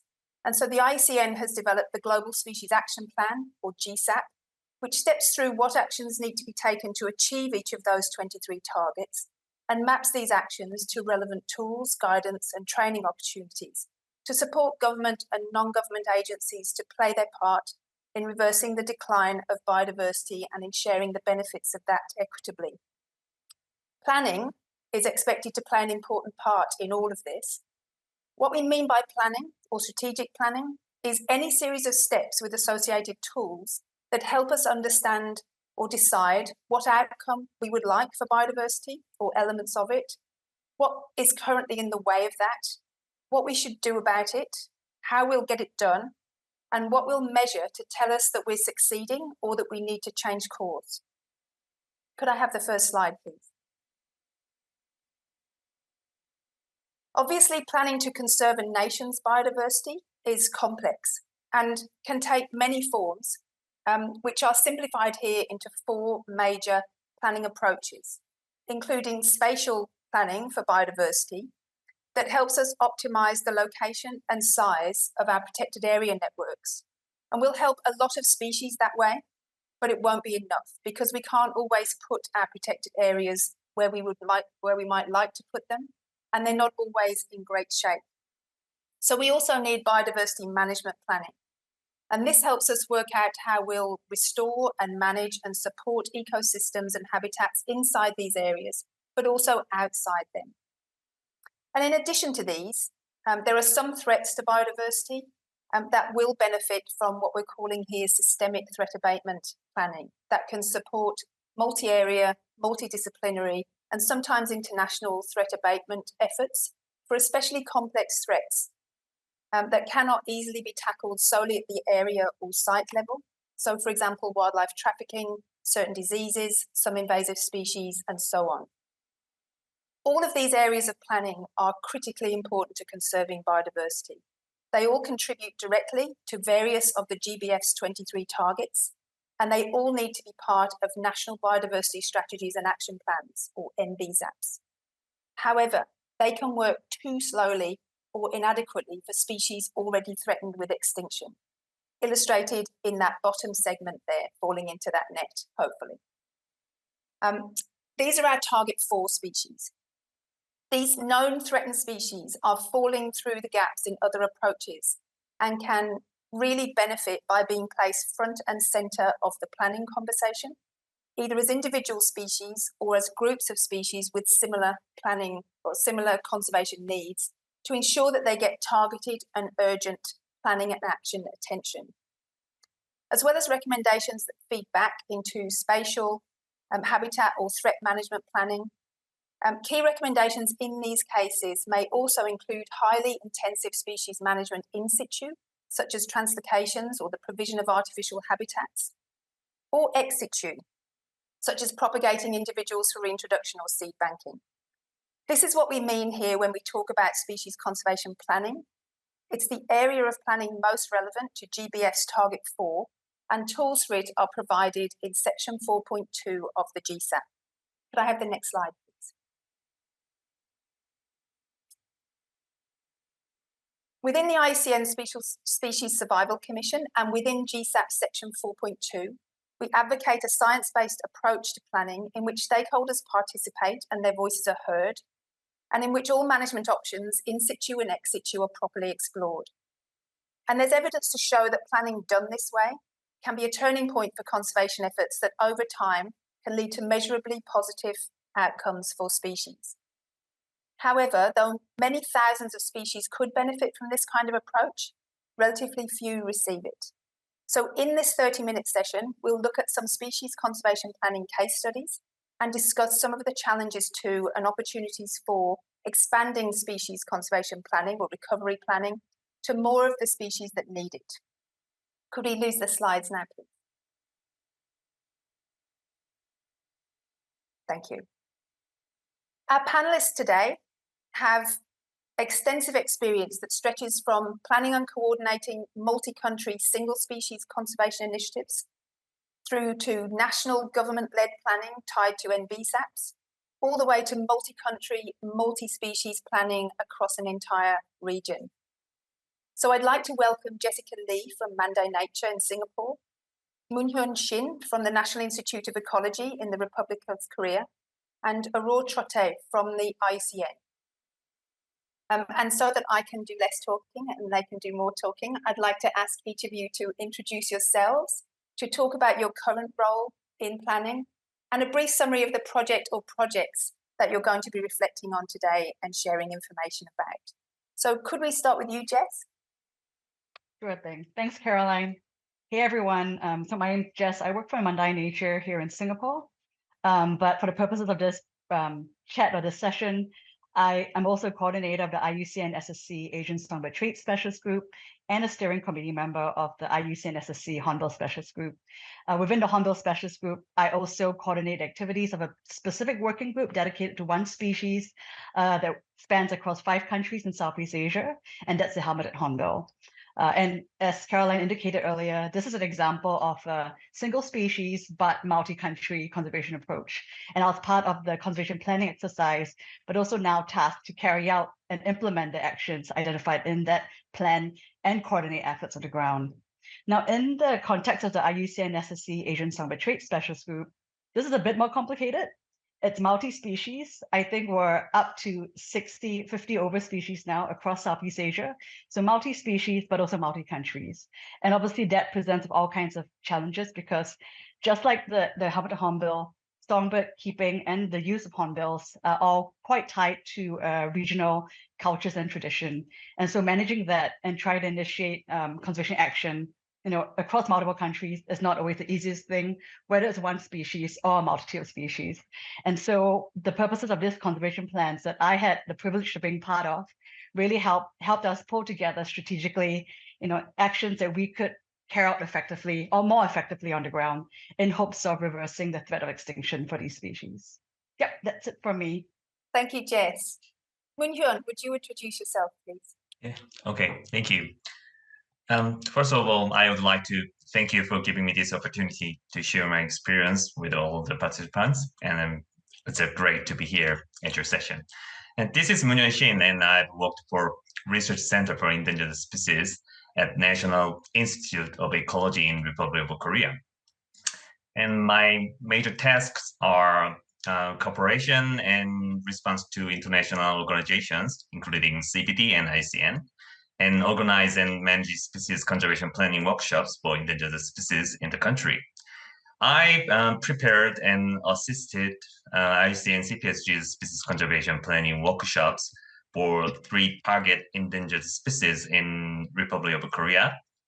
And I've learned and saw a lot about advanced species conservation planning process, and now preparing another conservation planning workshops for endangered species in my country. I would like to share my experience and insight that I could get from 3 CPSG species conservation planning workshops. Thank you. Thank you, Moon. Aurore. Hey, thank you, Caroline, for having me. So as mentioned, I work at IUCN. I am based actually at the Euro office in Brussels, and we work on multiple projects, mostly funded by the European Commission. So we do some work on invasive alien species. We work also on pollinator, but today I will mostly focus on the red list and more precisely on a specific project. The name is the ERL Pulse, European Red List Pulse, which is a multi-species, multi-country project running for the past 3 years and a half, and actually will be completed by the end of this year, which include actually multiple assessment and also a lot of work to be able to reassess the status of species at European level, and also where we incorporate some elaboration of planning in order to be able to support the European Commission and also European countries. Okay, great. So a great big span of experience there of the planning spectrum. And so I'd like to come to you first, Jess, with a couple of questions. So you've been involved in developing the current multi-country plan for helmeted hornbills, as well as co-leading its implementation. So you have both experiences there. And you've also played a leading role in other conservation projects and the planning of those. So from your perspective, what do you most need for successful action on the ground? And what are the ways in which planning can help you to deliver that? That's a great question. I think planning, firstly, I think it brings all the right stakeholders to the table, whether you're an in-situ conservation actor or someone who works in the ex-situ realm outside the range of the species, whether you're government or non-government, academia or not, or a zoo. You're all here, even local communities for that matter, you're all in the same room deciding what's the best way to preserve a species. And I think having everyone there and getting consensus on the best way to preserve animals, wildlife, and their wild spaces, firstly, it's a start of building really important partnerships that hopefully extend from the room where we're planning to then action on the ground. And having that open channel of communication is so important. So this whole idea of bringing the right stakeholders together, it also, in the planning process that I've been involved in, a lot of the work boils down to who's going to carry out the action. And so identifying the right person or the right organization to take forth an action, identify the species, is also key, because then you can track progress. You can go to a point of contact to say what's going on with the species, and ultimately, hopefully measure recovery of that species on the ground. The conservation plan also identifies the time frame in which action has to happen. which also is great because it feeds back on tracking progress, right? And whether you've achieved your goal at the time frame that you initially identified. So it also helps us think in a long term and recognize that the reality that some things may not happen as fast as we expected it to be. It puts into process the whole idea of adaptive thinking. So things change on the ground, and how do we then reformulate the action? But I think all in all, right, identifying people, building those partnerships, and having those long-term thinking and penning timeframes down help us get funding better. The fact that there's a plan you can link a conservation program to, a conservation action to, just makes it easier to say, I need this amount of money for this highly threatened species that everyone agrees need to be worked on. This is a time frame, and this is who is going to lead it. It makes for a better case to take forward for funding. And everything, right, that I've said before, I mean, warm bodies on the ground, funding, at a time frame, we need all these things to achieve conservation for species. Yeah. Thank you, Jess. I think you've laid out some really key pillars there of what successful planning can look like. But I'd like to turn to you, Moonhyun, because clearly to get that kind of planning happening is difficult and challenging to get all those elements into it. Just for one species, it's challenging. So in terms of the work that you have to do in ensuring good practice planning for many species across a country, how do you see the future of species recovery planning in the Republic of Korea? How can you get all of that, all of those key elements into planning across lots of species? Okay, I believe and hope the future of species recovery planning in Republic of Korea looks promising due to several factors. First, there's increasing awareness and commitment at both governmental and community levels toward biodiversity and conservation issues. And this is mainly supported by Korea's active participation in international environmental agreements like the Kunming-Montreal GBF of Convention on Biological Biodiversity, and by increasing cooperation between Ministry of Environment and IUCN, including Conservation Planning Specialist Group. Additionally, Korea Ministry of Environment set their 5th National Biodiversity Strategy and Action Plan, aligned with KMGBF's goals and targets. And since KMGBF includes every aspect that Caroline just introduced to us, I think that we are in a good situation for a better future of species recovery planning, although the implementation of MBSAP is a different problem. So also, Republic of Korea has been developing and implementing sophisticated technologies in ecological research and conservation, such as population analysis, population viability analysis, and habitat suitability modeling and genetic analysis, which can enhance the effectiveness of recovery plan. And then government has also been supporting various conservation projects, including restoration of habitat and population for endangered species. And education and community involvement are also on the rise, which is crucial for long-term conservation efforts. By involving local communities and educating the public about the importance of biodiversity, there's greater potential for sustained conservation efforts. However, challenges such as urbanizations, climate change, and economic pressures on land use continue to pose threats to biodiversity. So effective species recovery planning in Korea will need to continually adapt to these challenges, so integrating scientific research, policymaking, and community engagement in a balanced manner. Okay, thank you. Thank you, Moon. I think you paint a very challenging situation, but clearly you're finding some hope among the tools and resources that are available. It's really important that we continue to develop those tools and resources, and also that we get feedback from people like you, working with them to make sure that we can keep them fit for purpose.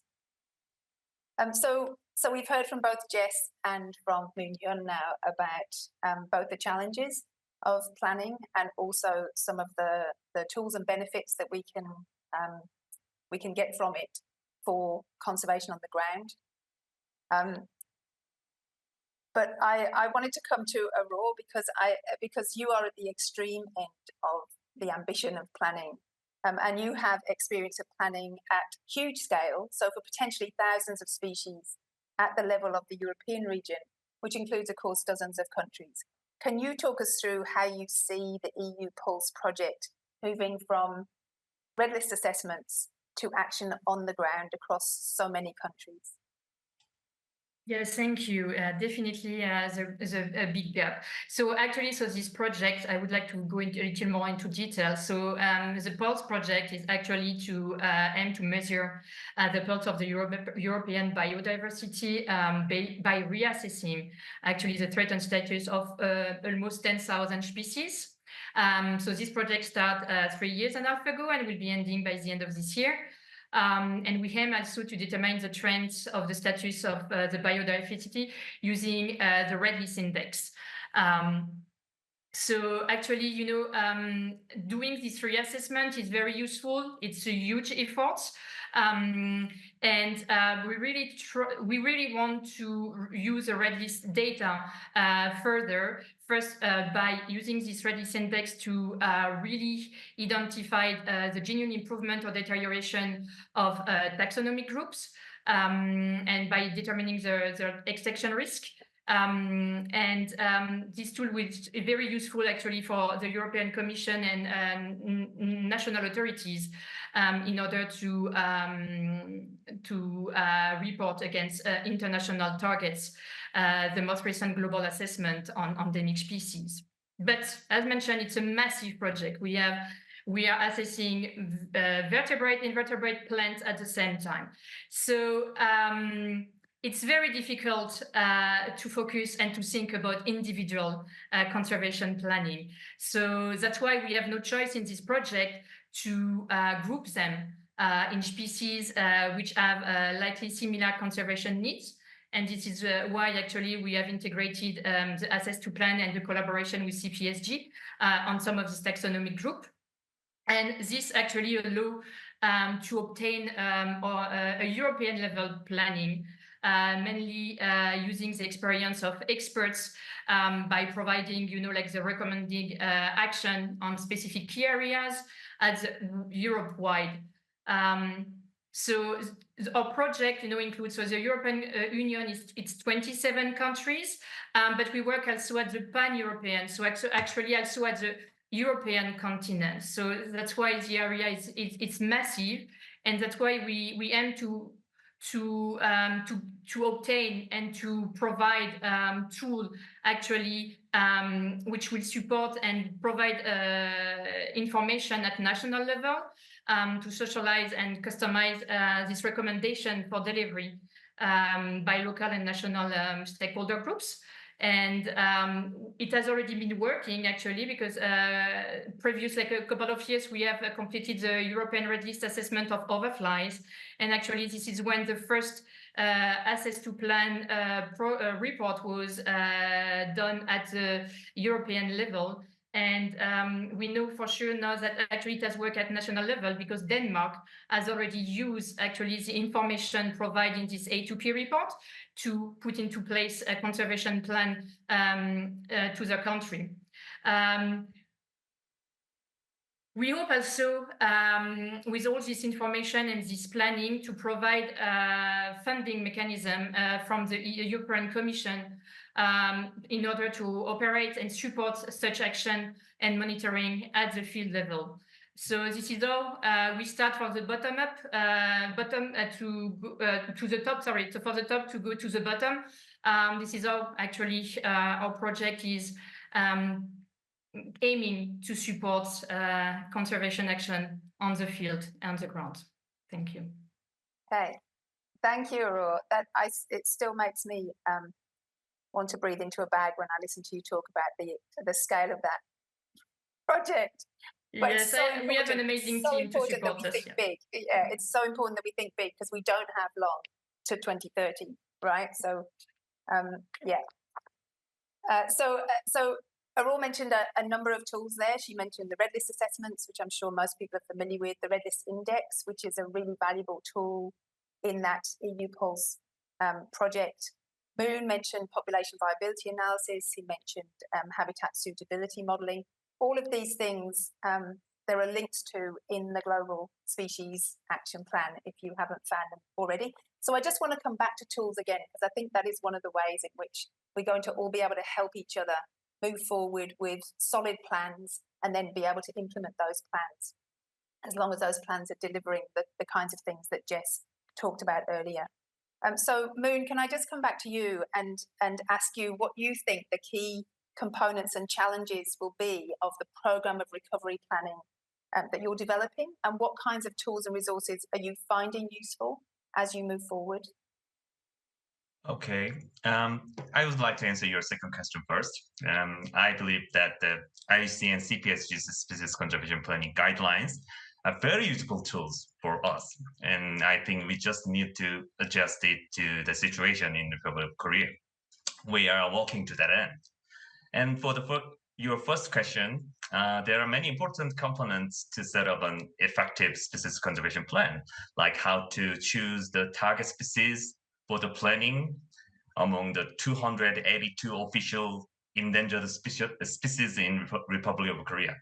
And also PVA, PHVA, and raw data for the analysis are also very important to make a good plan. Although they are all in Global Species Action Plan, I think, but based on my experience for the species conservation planning in Republic of Korea, I would like to pick the most important component for our program. It is also the biggest challenge too. To be honest, it may just case specific to Republic of Korea.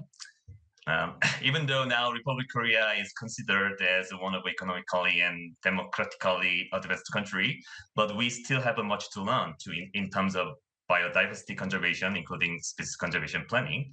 And as I told before, I believe that future of species recovery planning in Republic of Korea is promising, but I think the biggest challenge and also key components for that is participation of relevant and various stakeholders. Republic of Korea has traditionally set a species conservation plan only with few experts of the species because it seems efficient and reliable for decision makers of the government. And at first sight, it may look like an idle plan. But however, when it comes to implementation, it faces a lot of troubles on the ground and become easily unrealistic. It's no matter it's proper way or not, it might work for developing period of the country, but when the government has much power, but it can work well in most cases for now. So expert can miss many things on the ground, which is other stakeholders already know, and the voices and powers of those stakeholders are much bigger than before. So government and experts can't easily ignore them anymore, as they did it during the developing period. And also through the experience from 3 species conservation planning, we've experienced that participation of more key stakeholders can lead to more realistic and powerful species conservation planning. But still, we are highly dependent on their voluntary participation. There are no actual compensation or direct benefit for them. Some of key stakeholders, such as farmers, local residents, or photographers, have to stop their livelihood to participate in the planning process. It's very hard task for the organizer to recruit and persuade them to join the planning. Think about it. Keep saying you are a very important stakeholder and asking for participation for the planning workshops, but with no direct compensation, it doesn't seem sustainable at all. Therefore, we keep looking for good cases and solutions for that. And that is not only the key components, but also the biggest challenge for us to sustainably apply CPSG's guideline for species conservation planning in my country. Thank you, Moon. We're beginning to run out of time now, but I'm so glad that you raised that last point about what it costs for some people to engage in conservation work. And one of the things that we learned from some of our hoverfly colleagues was that perhaps we should really be thinking more about biodiversity as a product, the way that we think about other products of things like farming and forestry, so that we can think more naturally about payment for it, which might help us get over a lot of the obstacles that we currently find when we're asking people to give up so much for things that matter to a lot of other people. We are beginning to run out of time now, and I'm sorry because I really wanted to go back to Jess and to Aurore with some additional questions. But I think really all we have time to do is to wrap up. So I hope that those of you who are listening have heard something new and interesting in this last half an hour.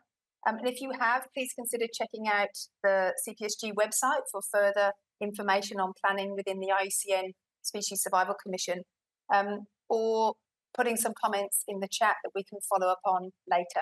So I just wanted to finish by really thanking our panelists today, Moonhyun and Jess and Aurore, who've given up their time to be here, and also the production team, who you're not seeing much of, but they're behind the scenes working really hard to make this run as seamlessly as it can.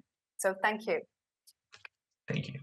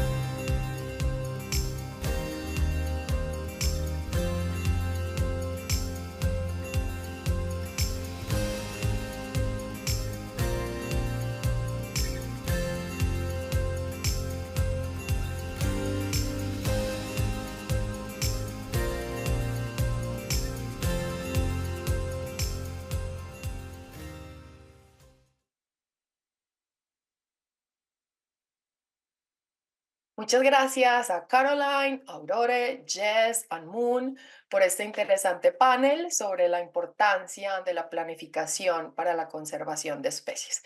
Como una persona que ha trabajado en diseñar e implementar planes de conservación para especies, realmente aprecio todas sus experiencias y sus recomendaciones. Y estoy completamente de acuerdo con Moon en que podemos ser optimistas. Y qué más razones para ser optimistas que todo lo que hemos experimentado en este evento en estas últimas horas. Y como les hemos contado, pues además de este evento, tenemos más de 90 eventos satélites que están sucediendo en diferentes partes del mundo, con muchas personas participando en ellos. Ahora vamos a hacer algo muy especial, que es que nos vamos a conectar en vivo con uno de esos eventos satélites, que es la conferencia de los zoológicos y acuarios comprometidos con la conservación. Vamos a ir en directo a Salt Lake City en Estados Unidos para escuchar algunas de las conclusiones claves de esta conferencia y sobre los más de 300 zoológicos y acuarios que están enfocados en la conservación y que se reunieron en esta conferencia. Les presento a Lucas Meers, oficial del programa para la conservación del Okapi.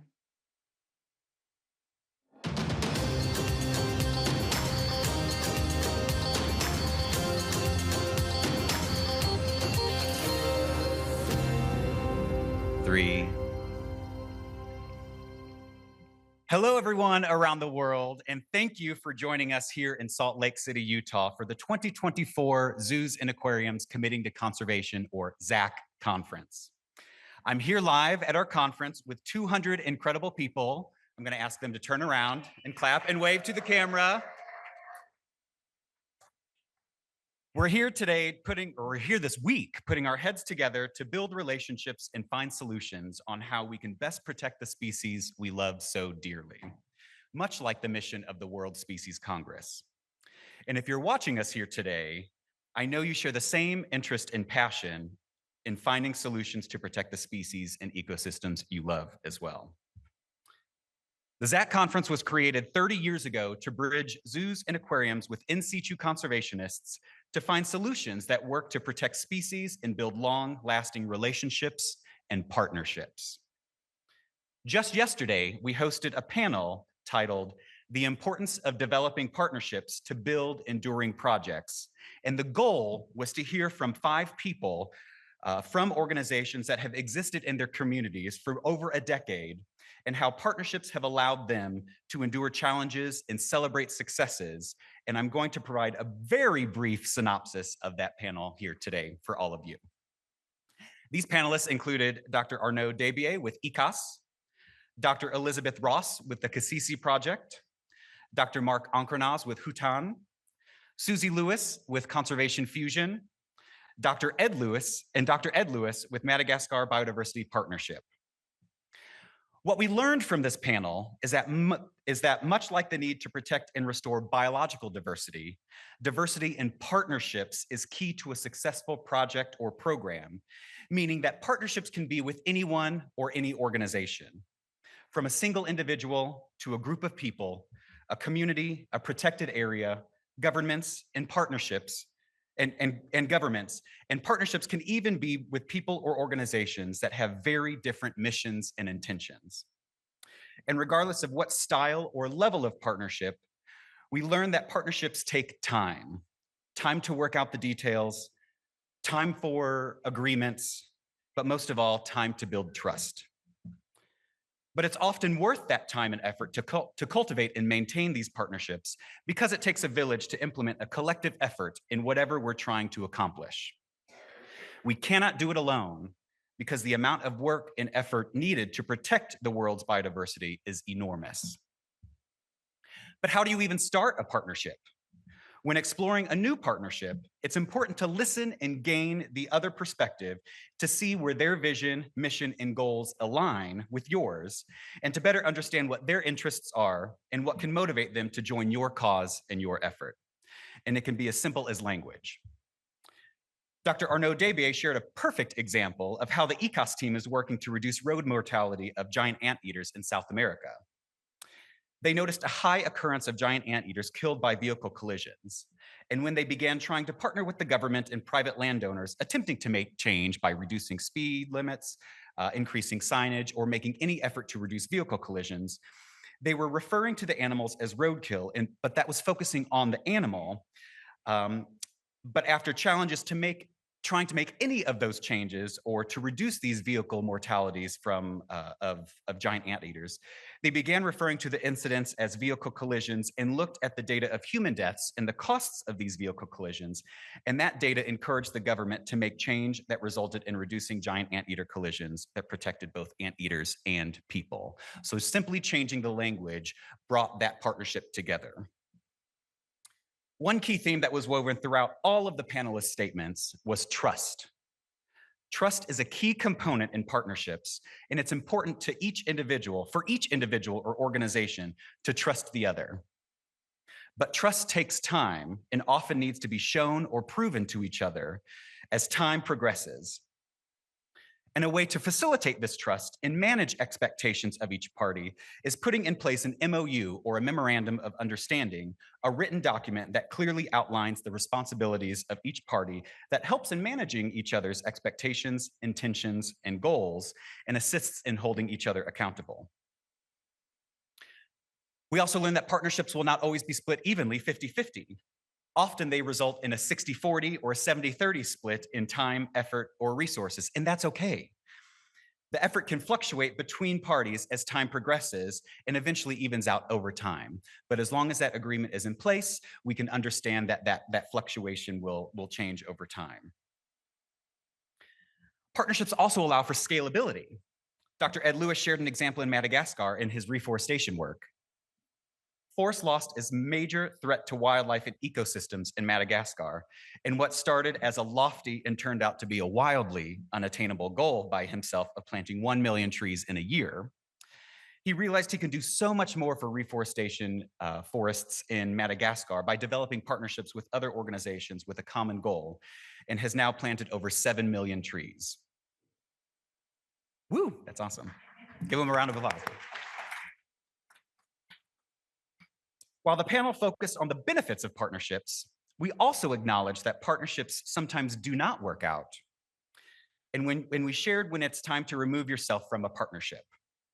Partnerships may not work out for whatever reason, and it's important to identify or acknowledge that in time in order to separate amicably.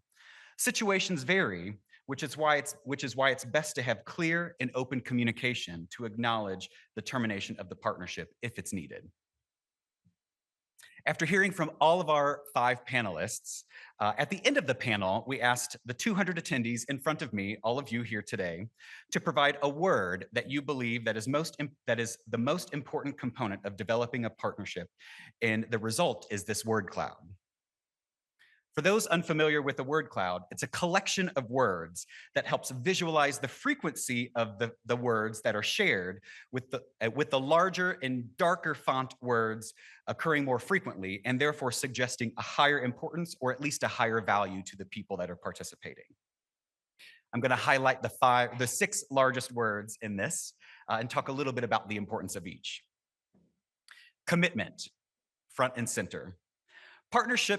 Partnerships take commitment from all parties. This can often be encouraged through an MOU that outlines each other's commitments and intentions and holds them accountable. Humility, this is one of my favorites. In order for partnerships to work, we need to put our egos aside and come to the table with an open mind, open ideas, and open arms. Coming to the table with humility allows a more open exchange of ideas for consideration. Listen. We often fall victim to thinking we know it all, but do we really? Each one of our perspectives comes from our own personal experiences, and everyone's experience is different. It's important for us to stop and listen to others before we speak. Trust, we heard this a lot at the panel. Trust is key for partnerships to work, and the success of each project, and sometimes the lives of people involved, rely on that trust. Trust was mentioned by every single panelist yesterday, and it's critical for all parties to feel comfortable in knowing the other will fulfill their side of the agreement or partnership. Respect. Respect is required in partnerships. Respect for ideas, respect for experience, and respect for knowledge, which allows us to feel validated and heard when sharing our opinions, thoughts, and experiences. And creativity. We must be creative and innovate. We must develop partnerships with people or organizations we may not think about.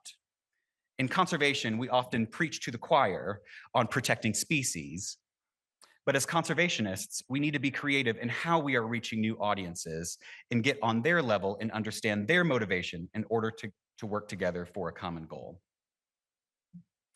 For everyone listening virtually or here in person, I encourage you to explore diverse partnerships and connections to make your own impact on saving the world. Thank you.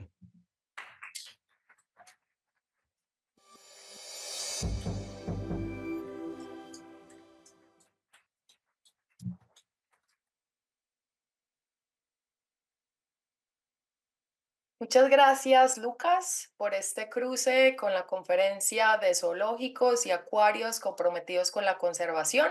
Muy emocionante ver a todas las personas allá reunidas enviándonos un saludo y muy interesante la nube de palabras con palabras realmente muy claves y muy inspiradoras para toda nuestra labor. Bien, ahora continuamos con nuestra programación y veremos historias sobre conservación de peces, sobre cómo el turismo puede apoyar la conservación de cocodrilos. Conversaremos también sobre experiencias de economía azul en las Bahamas y John Paul Rodríguez nos anunciará la medalla para las estrategias nacionales de biodiversidad. Además, tendremos un par de visitas virtuales, una en Brasil, en donde veremos un esfuerzo de reintroducción de una especie de ave, y otro en Panamá, en donde conoceremos una de las estaciones biológicas más antiguas que continúa teniendo impacto para la conservación de las especies. Comencemos con todas estas experiencias. A jacutinga é endêmica da Mata Atlântica da América do Sul. É uma ave que desempenha um importante papel ecológico na dispersão de sementes. A Mata Atlântica antigamente cobria uma vasta área do Brasil e de países vizinhos. Mas, gradativamente, essas florestas foram devastadas através da exploração madeireira e do desmatamento para pastagens e lavouras. Hoje, resta apenas uma pequena porção das florestas originais. Desde 1988, a jacutinga está classificada como ameaçada de extinção na lista vermelha global e com tendência ao declínio populacional. Hoje, a jacutinga se encontra em perigo de extinção.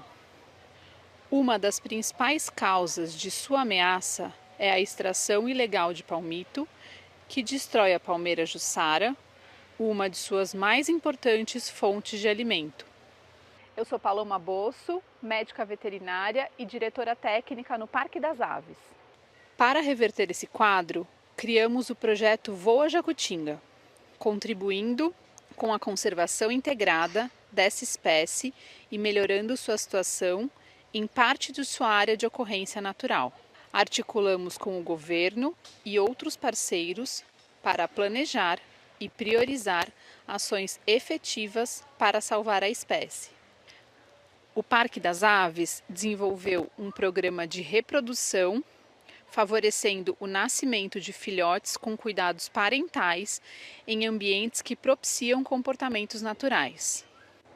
Posteriormente, esses animais são translocados para uma área de Mata Atlântica em parceria com a ONG Save Brasil, que é responsável pelo treinamento, liberação e monitoramento dos indivíduos. Também trabalhamos para comunicar a situação da espécie ao público visitante do Parque das Aves e estimular comportamentos pró-conservação que minimizem as ameaças à espécie. Divulgamos essas informações não só com o público que visita o Parque das Aves e os seguidores nas redes sociais, mas principalmente com nossa equipe de colaboradores e com a comunidade. Através de todas essas ações, estamos trabalhando para criar um futuro melhor para a jacutinga e todas as espécies que dependem da nossa Mata Atlântica.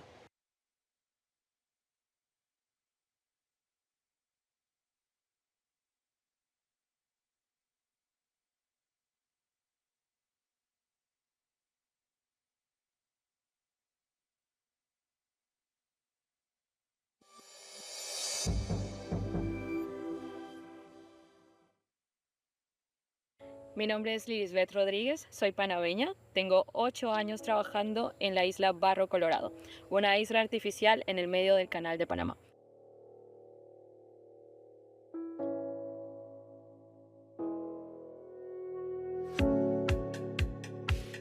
Para llegar acá se necesitan 25 minutos en un bote tomado desde el muelle de Stray en Gamboa, y para llegar a este muelle se requiere de un viaje de 30 minutos desde Ciudad de Panamá.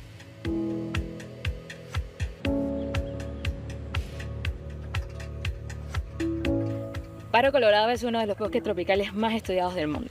Cientos de visitantes vienen a esta isla anualmente para conocer parte de esos proyectos de investigación y también observar parte de la diversidad que se encuentra aquí.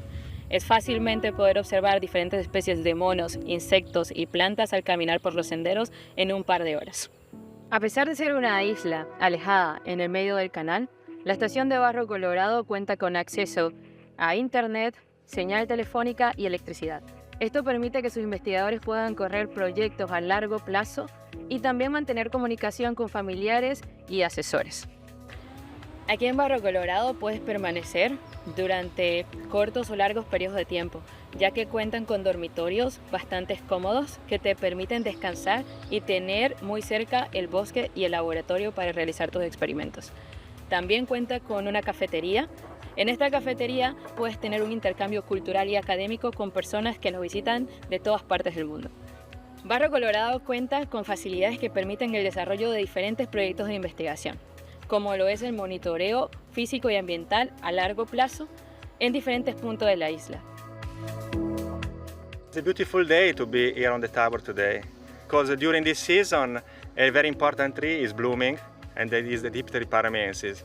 But if you look in that direction, you can see the crown emerging, And in this season it's blooming and is completely covered by this beautiful purple flower. También cuenta con insectarios, invernaderos, jaula para murciélagos, al igual que con laboratorios muy bien equipados que permiten el procesamiento de las muestras colectadas aquí. ¿Dónde estamos ahora? ¿Puedes contarnos un poco más sobre qué se realiza en este espacio y en lo que estás trabajando, por favor? Ok, nosotros nos encontramos ahorita en lo que nosotros llamamos Ambient Space. Aquí es donde guardamos todos los frutos que traemos del bosque. Entonces en este sitio nos parece perfecto porque tenemos condiciones ambientales iguales a las que tienen los árboles en el bosque. El proyecto es un proyecto de ecología espacial, entonces estamos evaluando la depredación de frutos por insectos. Entonces evaluando más o menos cómo esto afecta a la misma regeneración de estos árboles en el bosque. La estación de Barro Colorado cuenta con un equipo de guardaparques que mantienen la isla protegida 24 horas al día, los 7 días de la semana. Esto quiere decir que las personas pueden colocar en el bosque equipos súper costosos, dejarlo y el equipo va a estar ahí a salvo. Bueno, este proyecto tiene como objetivo evaluar cuáles son los efectos de la temperatura en el bosque tropical, porque así podemos hacer predicciones en el futuro por las consecuencias que puede traer el calentamiento global. Cuando recién estaba empezando a trabajar realmente sí fue bastante impactante, porque no pensé que en medio de la nada hubiese tantas instalaciones, laboratorios o incluso hasta dormitorios para uno poder hacer actividades de campo. Y si tienes cosas que procesar, puedes llevarlas eficaz y rápidamente a los laboratorios. Realmente no lo imaginaba así. Esta estación ha cumplido 100 años, en los que ha permitido el desarrollo de diferentes proyectos de investigación y colaboración entre investigadores y estudiantes de diferentes partes del mundo. Esto convierte a Barro Colorado en uno de los bosques tropicales más estudiados y más importantes del mundo. Y esperamos poder continuar así durante 100 años más.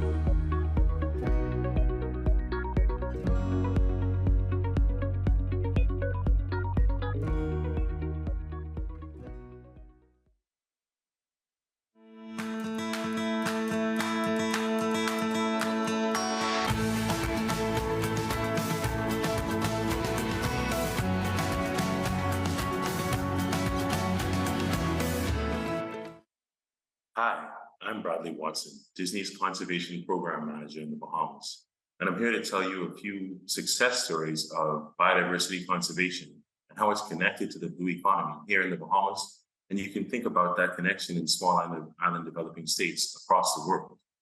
So I want to start out with a bit of a framing of the discussion by highlighting two characters. The first one you can see on the screen right now. When we think about the blue economy, we often think about fishermen or fishers and their direct connection to the biodiversity of marine and coastal ecosystems. But I want to expand that concept. In our next slide, you'll see a farmer. And I want you to think about how all of the goods that this farmer produces here in the Bahamas, in South Eleuthera, are typically purchased by people who earn their income through the blue economy.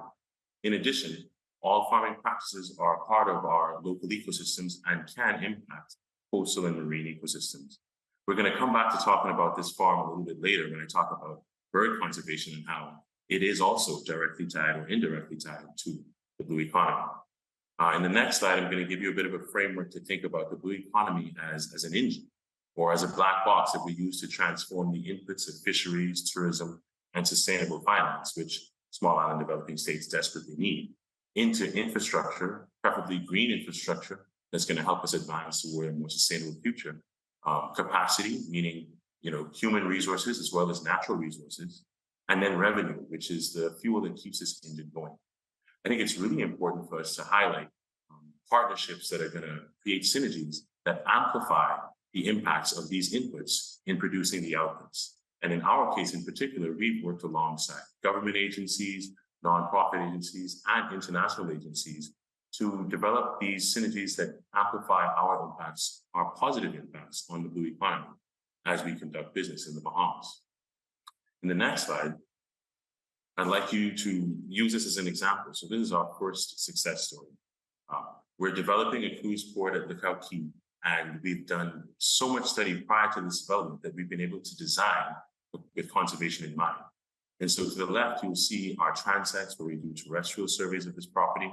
And we've been able to conserve many contiguous portions of wild habitat for the native flora and fauna to thrive. And so our development is not going to exceed 16% of this footprint. But I think it's even cooler to think about the coral relocation that we've done. And so we've been building a trestle pier to create a bridge between the shore and our ships. And as we did that, we were avoiding impacting marine habitats in the areas surrounding this island. But even so, we decided that we should relocate over 800 coral just to keep them thriving as we developed the destination. The last thing that we did that was really interesting was we found that we could take byproducts from the construction and create fish habitats out of limestone that's readily available for marine fauna to inhabit. And so we'll go to the next slide and I'll tell you about a bird that this is a success story that comes from my work prior to working with Disney. And it's about the Kirtland's warbler. Many Bahamian terrestrial ecologists have trained as we were studying the Kirtland's warbler. And the way the success story was written was there was research to find out about the life history of this bird, particularly where it breeds in Michigan and where it winters in the Bahamas. And then capacity was built in both instances, particularly in the Bahamas, to survey for this bird to find out which areas it uses to get resources before migrating. And then the result was that the bird has been delisted and is no longer considered an endangered species. Interestingly enough, the two members of the Kirtland's Warbler project now work on my project, myself and another counterpart. So it's really exciting to think about that. On the next slide, you will see another bird that's of extreme conservation importance here in the Bahamas. This is the Bahama warbler that was extirpated from one of the two islands that it exists on by Hurricane Dorian. And so we consider this bird to be, impacted by climate change. And I like to think about frameworks like the task based on science-based targets, looking at how we can reduce our emissions. Like my company is committed to reducing our emissions to net zero by 2030. So we can attack this problem from both sides, the research, the capacity building, but also reducing our emissions. On the next slide, I want to give you another cool story that features that same Bahama warbler. While working with the Bahamas National Trust alongside Rewild, we did some nature guide trainings on the islands that the Bahama warbler once existed. And we trained these women to to be nature tour guides and develop their own businesses. And if you advance a slide, you'll see their logo. But at the same time as they're out giving nature tours, they're also looking for Bahama warblers and observing the patterns that are happening with these populations as a part of citizen science. But I think it's even bigger than that. It's a coordinated effort to harness the blue economy to advance conservation. And so I just want to end with another, snippet of what we're talking about at my site. We could advance to the next slide. We're really using our site as a laboratory for conservation and also a school for conservation. So many of these organisms in the Bahamas that are conservation reliant or that we don't even understand their life history fully require funding and motivation for their research. And so in our EMP, our environmental management plan, we built in many, many efforts to study the organisms on that plot of land. To the left, you'll see us applying a radio telemetry tag to a craft to find out when does it migrate from the coppice or bushy areas out to the ocean and back to breed or spawn, as we call it. Further down, you will see us applying a radio telemetry tag to a Bahama mockingbird, another understudied organism in Bahamian ecosystems that we want to understand how development can be constructed so that it has the least impact on these birds as possible, and maybe even positive. Lastly, we've invited many regulators out to our site. In particular, we have 3 members of the Bahamas Forestry Department who came out to learn about bird banding and hab tagging, etc. And so I just wanted to end there talking about how the blue economy is dependent on biodiversity, but biodiversity can also depend on the blue economy. And that's how we make our future. Thank you.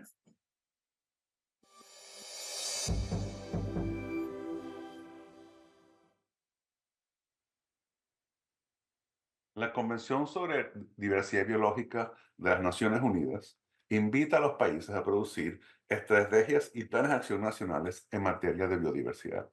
Estos son documentos que sintetizan la visión de una nación sobre la implementación de los 3 objetivos de la Convención, que son la conservación, el uso sostenible y la distribución equitativa de los beneficios producidos por la biodiversidad.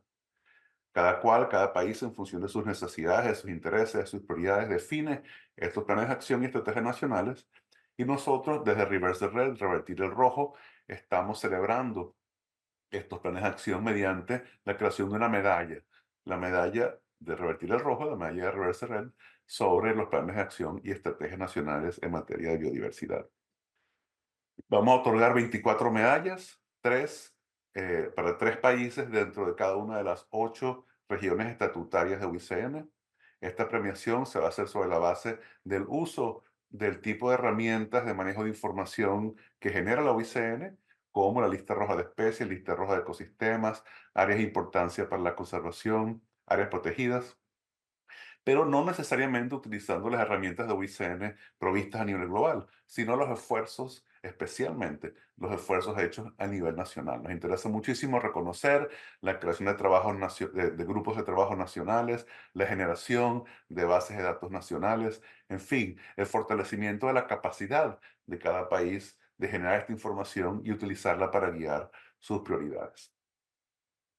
En noviembre de este año, de 2024, los países deben enviar las nuevas versiones de los planes de acción o los informes nacionales de implementación de estos planes de acción a la Convención. Así que los invitamos a que utilicen este tipo de herramientas, se apoyen en grupos de trabajo locales, aprovechen la capacidad científica en sus regiones y creen estos planes de acción con este tipo de características. Una vez escogidos los 24, los anunciaremos y finalmente haremos la entrega de medallas personalmente durante el Congreso Mundial de Especies a finales del año que viene, 2025. Así que los invitamos a que revisen más información sobre la medalla de Revertir el Rojo. Pueden visitar nuestro sitio web www.reversethered.org, Reverse the Red, que significa revertir el rojo en inglés, y ahí estará toda la información sobre la medalla. Muchas gracias. Y hasta entonces.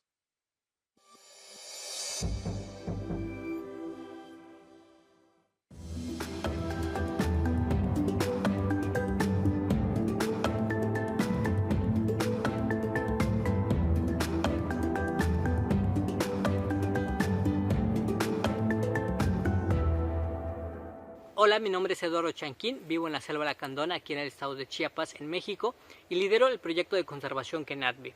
Antes de abordar el tema referente a especies que se encuentran en alguna categoría de riesgo, es muy importante comprender que la mayoría de los ecosistemas de la biodiversidad se encuentran en comunidades indígenas.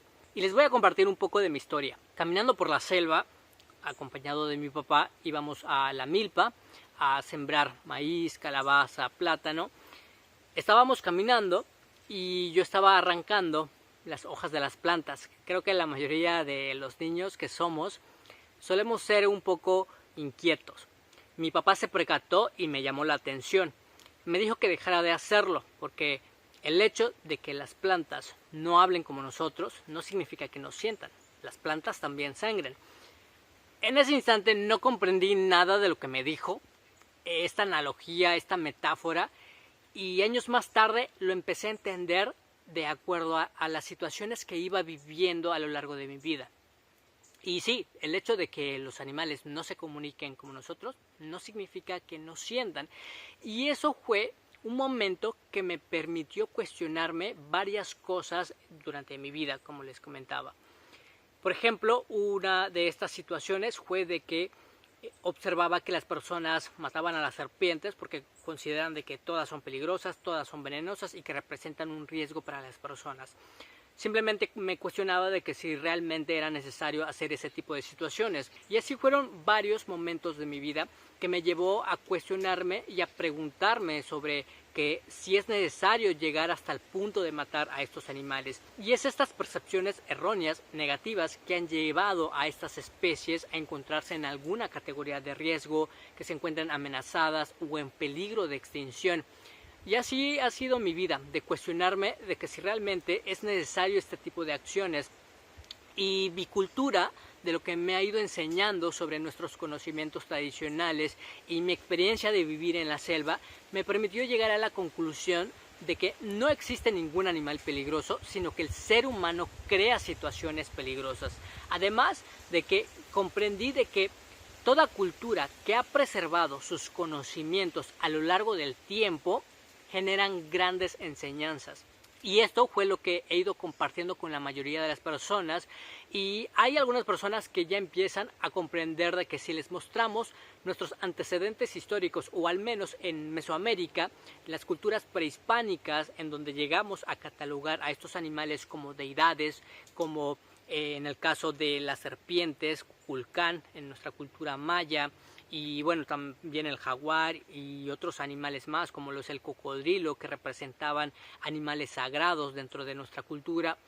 Empezamos a comprender de que sí es cierto, de que hace tiempo atrás los llegamos a catalogar como animales sagrados y que nuestra cultura nos permitió entender de cómo podemos coexistir con estos animales, y que debido a las diferentes acciones o actividades antropogénicas de la actualidad hemos ido generando este conflicto con estos animales, llegándolos a catalogar como animales peligrosos, lo que ha derivado en que muchas personas los maten y los lleve a un punto en donde se encuentren en riesgo. Y en este caso me llevó años después a trabajar directamente con especies como es el caso del cocodrilo de pantano, Crocodylus moreleti, a través de una unidad de manejo ambiental para la conservación de vida silvestre. Esta UMA es un tipo de regulación que da la Secretaría de Medio Ambiente y Recursos Naturales para poder tener animales en cautiverio con propósitos de conservación. Y esto es algo muy importante en un lugar o en una región en donde la actividad turística está muy inmersa y está relacionado en este tipo de espacios naturales y con la cultura. Y esto me permitió comunicar y mostrarle a las personas de que los cocodrilos no son lo que la mayoría piensa o dice de ellos, de que son animales peligrosos, que atacan a las personas porque quieren y ese es su instinto. Y a través de mi experiencia, de mi cultura, de los conocimientos, de mis tradiciones, me permitió acercar a las personas y que puedan ver la otra perspectiva de que sí es posible coexistir con estos animales siempre y cuando mantengamos nuestras actividades o interacciones responsables con la naturaleza. Otra cosa que me llevó también a trabajar con especies en alguna categoría de riesgo, en este caso con el jaguar, fue el monitoreo de fauna a través de trampas cámara. El monitoreo nos permite conocer el estado de salud de los ecosistemas y esto nos llevó a conocer este espacio, qué es lo que había y cómo podemos desarrollar mejores estrategias de conservación. Pero además del monitoreo, todos los conocimientos o la información que se generaba lo trasladábamos en nuestro programa de educación ambiental Guardianes Ancestrales, en donde el modelo es integrar como eje principal nuestra cosmovisión en sinergia con los conocimientos científicos para abordar a nuestra comunidad y que tengan una mejor apropiación de estos conocimientos y mayor conciencia sobre la conservación de estos felinos, principalmente con el jaguar. Y otra de las iniciativas que también me llevó es involucrarme en redes sociales. Las redes sociales, si se hace de una forma correcta, podemos llegar a muchísimas personas para comunicar la importancia de la biodiversidad. En este caso, en lo personal, me empecé a enfocar principalmente a estas especies que se encuentran en alguna categoría de riesgo y son considerados como animales peligrosos. Y es así como he ido comunicando la importancia de estos animales hacia todas las personas. Y eso ha sido un poco de lo que hemos hecho referente a especies que se encuentran en alguna categoría de riesgo o que se encuentran en peligro de extinción, como lo es el jaguar en este caso y otras especies más, así como el cocodrilo de pantano que se encuentra en protección especial, al menos dentro de nuestro territorio mexicano. Y para concluir, algo que he aprendido y se los comparto: si realmente queremos tener mejores resultados en la conservación de la biodiversidad, es importante conocer el contexto de cada lugar, de cada comunidad indígena, porque en los diferentes países existe una gran diversidad cultural, sin olvidar involucrar a las comunidades indígenas. De esta forma podremos desarrollar mejores estrategias para la conservación de las especies que se encuentran en alguna categoría de riesgo.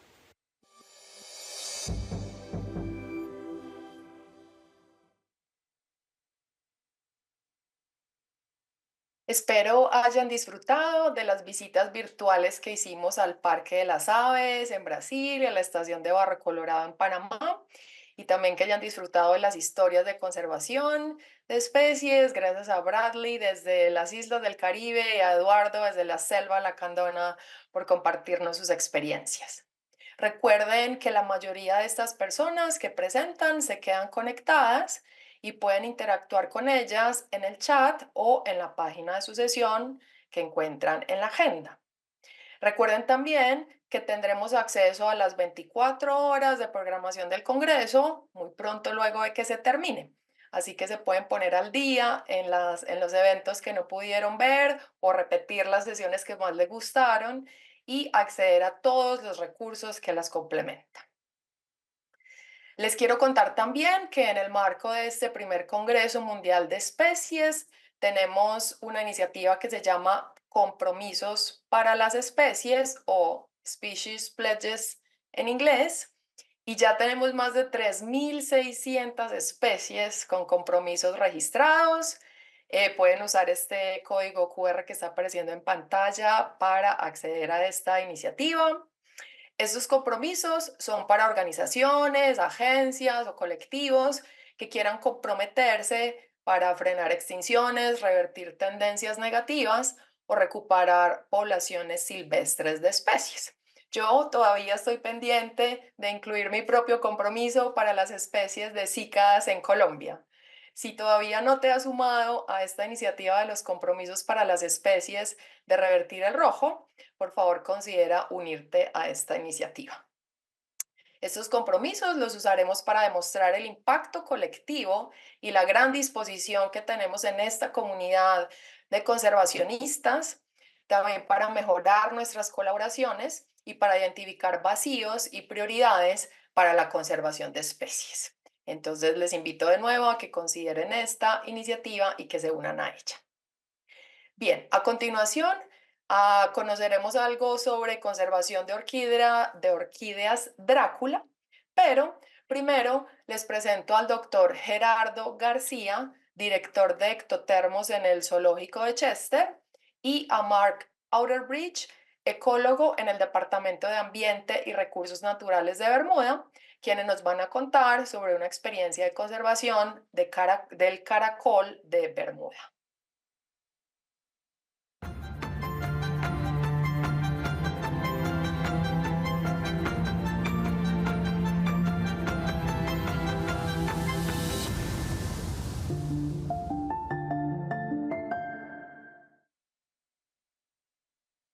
Hey everyone, I'm Dr. Mark Outerbridge, and I'd like to spend the next 10 minutes discussing with you the conservation management strategies and activities that we've been involved with on a species that was at one point believed to have been extinct.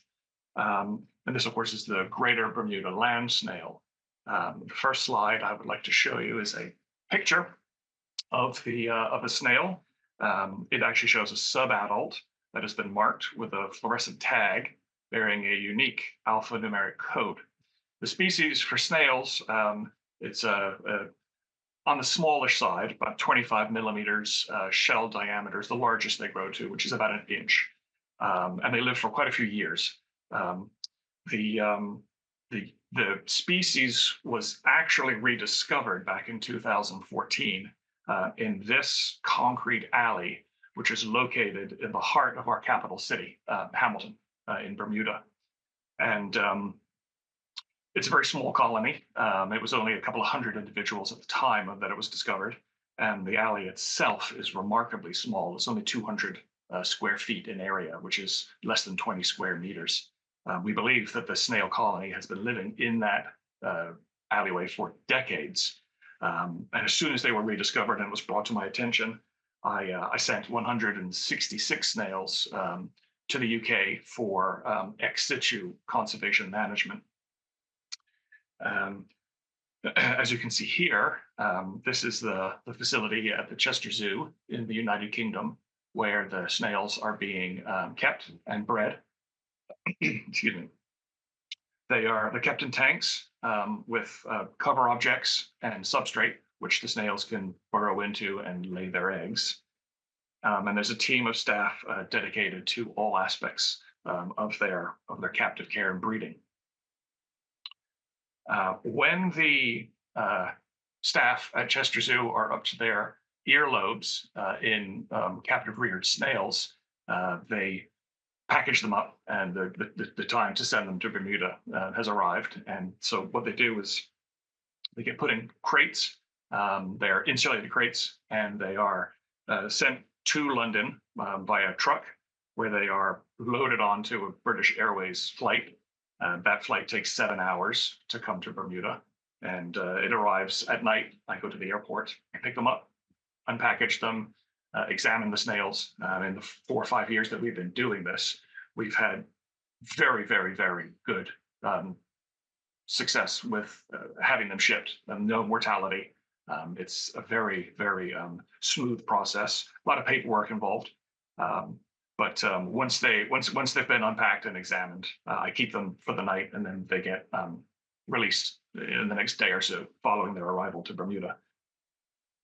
We historically have released about 3,000 snails per site.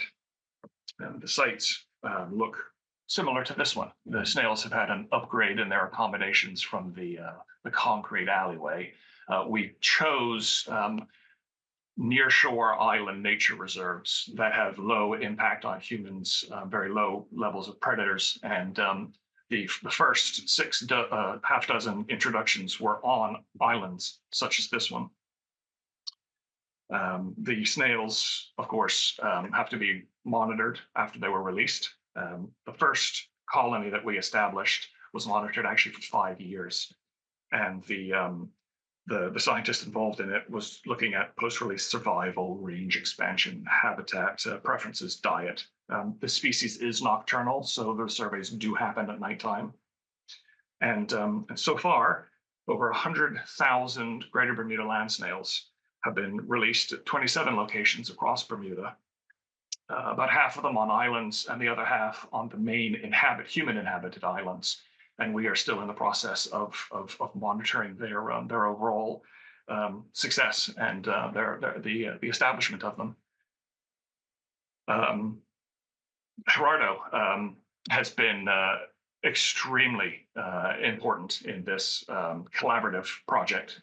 We in fact, there are 3 different entities that were involved in the recovery of the species, and the Chester Zoo was responsible for all ex-situ management in Britain, and then the Bermuda government, in association with a snail specialist in California, British Columbia, Dr. Christina Vasca, were responsible for the on-island activities. And Dr. Garcia can explain what was involved in the very delicate process of caring and breeding for these snails.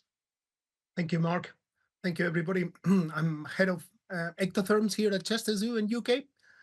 Just to give you an idea about the scale of the projects when we receive these species, we are pretty much in the most critical situation, which is no information, challenge about the number of individuals. We're talking about 60 animals that they come to our hands. At that stage, obviously, you really needed to rapid response to the program. And we look for after information. Unfortunately, this is a species that is technically extinct. So there is no background information about biology of the species or ecology. So we work in a process of trial and error, avoiding as much as possible, obviously, the error, but it's a very important process of really quickly reply to all the challenges. And we asking about key questions like diet, density, seasonability, rearing of the animals. And we pass with the first initial phase 1, which is saving the critical situation of the species, to move to the next phase 2, what it was in the next first 2 years in 2016, on building the numbers, having a safety numbers of breeders. And then it goes to a third scale, which is beyond the normal magnitude when you're talking about keeping invertebrates in zoos, which is you don't move in small little tanks, you're talking about in a large scale. And we're talking about mass production, it's an industrial production with high quality of animals. And that it moves to the scale what you saw in the first slides on a modified shipping container. That requires basically thousands and thousands of snails that needed to be cycled on the same time that in Bermuda, and try to do it as much as accurate possible, the diet of the animals. Once we have to that point, we can feel that the captivity, the element of the Ex-Situ is kind of safe, but it needs to be working in parallel with the team in Mark in Bermuda. And that is what is the beauty of the project, is identify these new release sites and the number of individuals at different stages that it can be released. And for this is obviously the new program, which is developing the reintroduction program. And it follows exactly the same protocol that you would do with any other taxonomic species of mammals, or birds, or reptiles, amphibians, or fishes. So you develop your health screening, you evaluate your founders, you work in all the stages of the releases. And then is when we started in 2019 with this release. So now it's going to be 5 years since we started with the Greater Bermuda snail. And since then, we've been monitoring in parallel with the team, with the government in Bermuda now, to see how these populations are developing, going to the first stage of, are they surviving? Are they breeding? Are they expanding the range of the distribution? And this is what we are today with the Greater Bermuda snails, and now moving on with the Lesser Bermuda snails, which it follows a bit the success of the Greater Bermuda snails. And that's what we are in that stage. We're in a stage of much more safe, much more relaxed in terms of the Greater Bermuda snails, but as Mark mentioned, a bit of cautious optimism. It's early days, but we have quite a nice populations in the wilds. Maybe you want to talk a little bit more about the future, Mark. Certainly.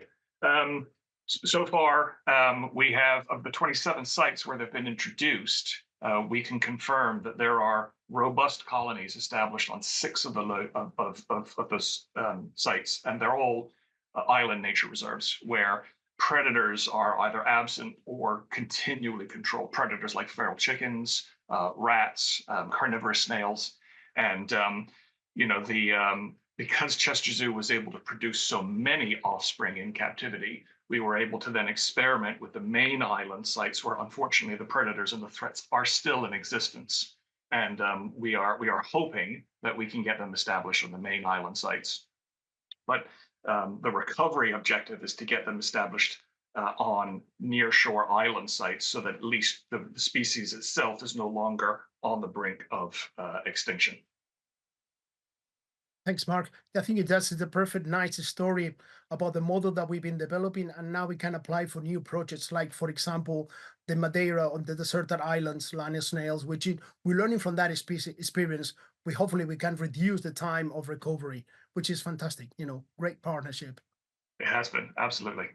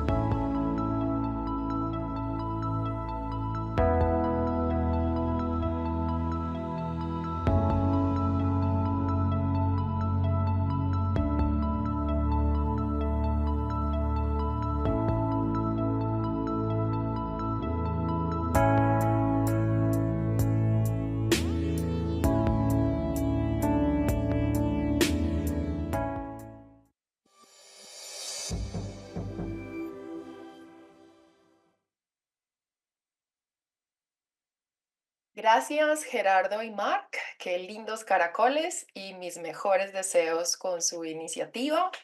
Recuerden que ellos y otras personas presentadoras se quedan conectadas y ustedes pueden interactuar con ellas en la página de sus sesiones. Y espero que hayan disfrutado también las hermosas fotografías de las Drácula en las que estamos trabajando en Colombia y en Ecuador. Les cuento que una meta importante de ese primer Congreso Mundial de Especies es generar acciones significativas para acelerar la conservación de la biodiversidad. Hemos construido una librería de recursos para ustedes con cajas de herramientas, enlaces, artículos, futuros webinars a los que se pueden registrar para que aprendamos más y profundicemos en los diversos aspectos de conservación de especies que hemos discutido en este congreso.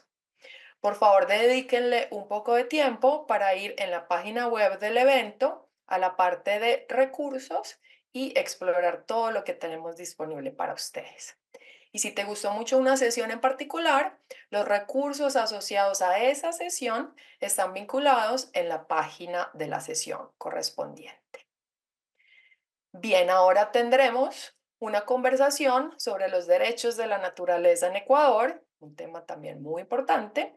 Tendremos una visita virtual para conocer el trabajo de recuperación de una especie de almejas en Guatemala.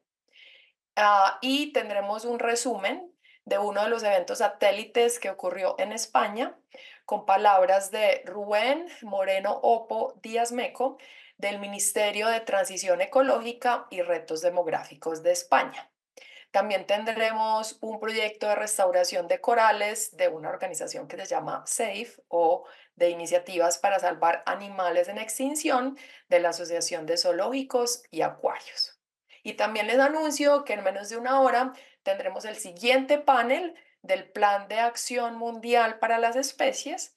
Esta vez conversaremos sobre la Acción Estratégica 4.3, acerca de la implementación y la acción, con unas historias de éxito maravillosas que nos van a compartir. Bien, comencemos con las siguientes presentaciones. Where will you go? Anywhere. Everywhere. Life is short. The world is wide. There is so much to see when you learn to look more closely. We are youth-led and passionate about the environment and biodiversity conservation.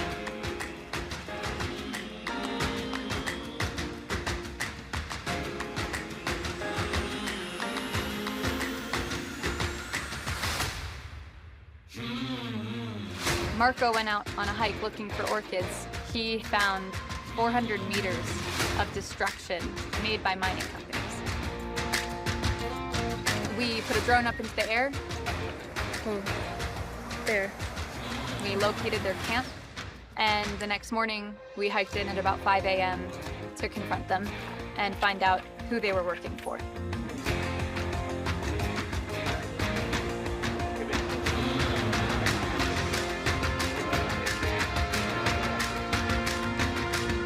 La naturaleza no tiene voz. ¿Quién habla por la naturaleza?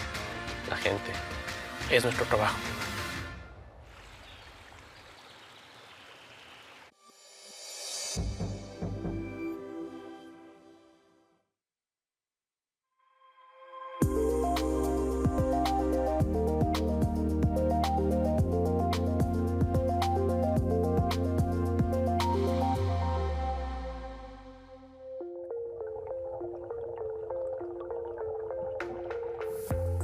Hello, my name is Jasmine Quintana, and I'm the manager of the Center for Species Survival, Freshwater at Shedd Aquarium in Chicago.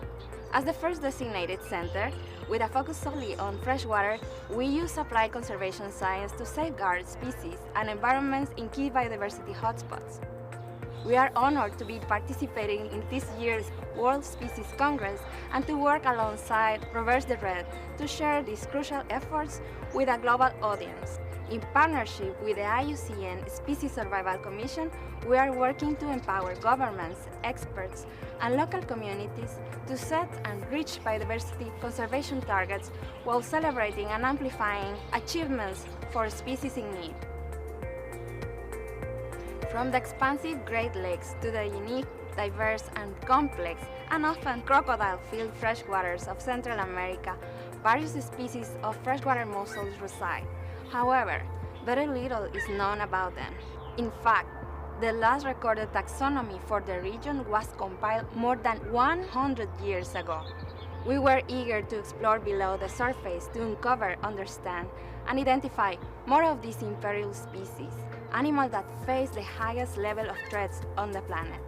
Shedd's designation as a Center for Species Survival empower us to advance ongoing freshwater conservation efforts to assess the extinction risk for freshwater mussels and their habitats, develop conservation strategies with actionable goals for the long-term survival, and expand local capacity to achieve sustainable outcomes.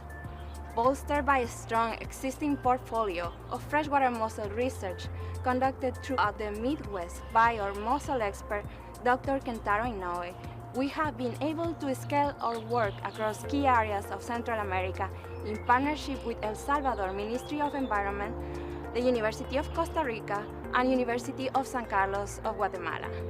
Expeditions to El Salvador, Costa Rica, and Guatemala have helped to fill these important information gaps and provide field experiences and training for researchers to conduct freshwater mussel surveys, collect tissue samples, and preserve specimens. Our collaboration with key stakeholders from Central America allows us to support conservation locally, build capacities, and elevate awareness for future protection of biodiversity-rich areas. As we do our part to describe and understand freshwater mussel biodiversity in important ecosystems, we can continue to inform red list assessment, support IUCN conservation strategy, and amplify successful species recovery.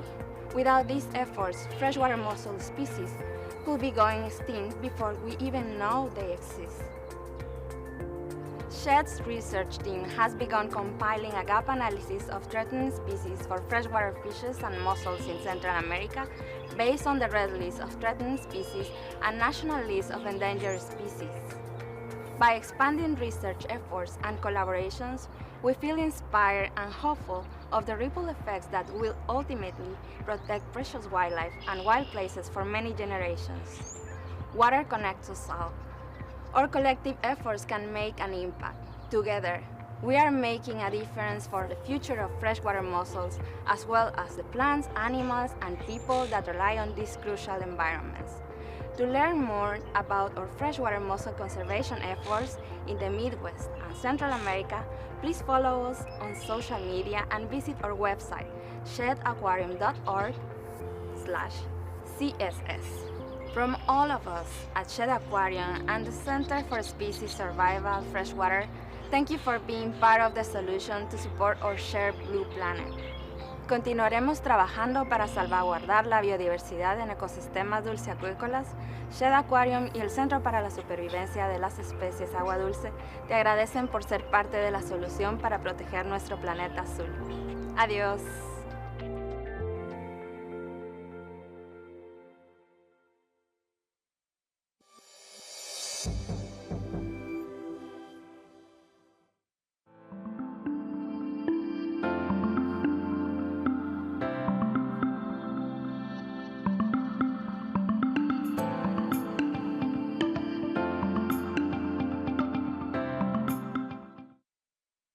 Buenas tardes desde España.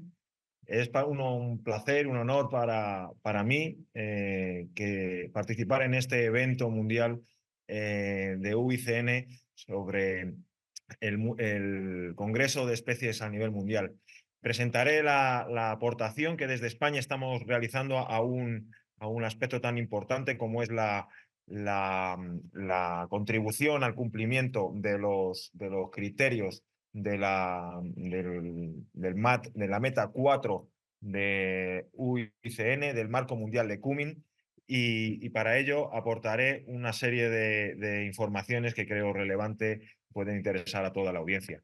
En primer lugar, esta meta de 4 va dirigida a la protección de las especies amenazadas, especialmente en relación a la diversidad genética y a la conservación y resolución de los conflictos, aprobada en el año 2022 dentro de este marco Cumming-Montreal, y que ya en nuestro país, en España, ha sido reflejada en un plan nacional, un plan estratégico para la protección de la biodiversidad, siguiendo esas recomendaciones del Convenio de Diversidad Biológica.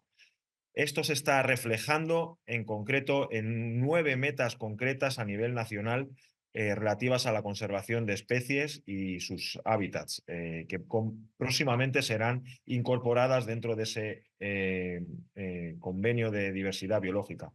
Entre esas metas nacionales podemos mencionar la mejora y la intención de conseguir tendencias estables y en aumento de aquellas especies amenazadas, el aprobar planes específicos de recuperación y conservación a nivel nacional, el asegurar los recursos genéticos silvestres para contribuir además al protocolo de Nagoya para la regulación y acceso a esos recursos genéticos, la recuperación y restauración de los ecosistemas en una década tan importante como la que nos encontramos en este ámbito.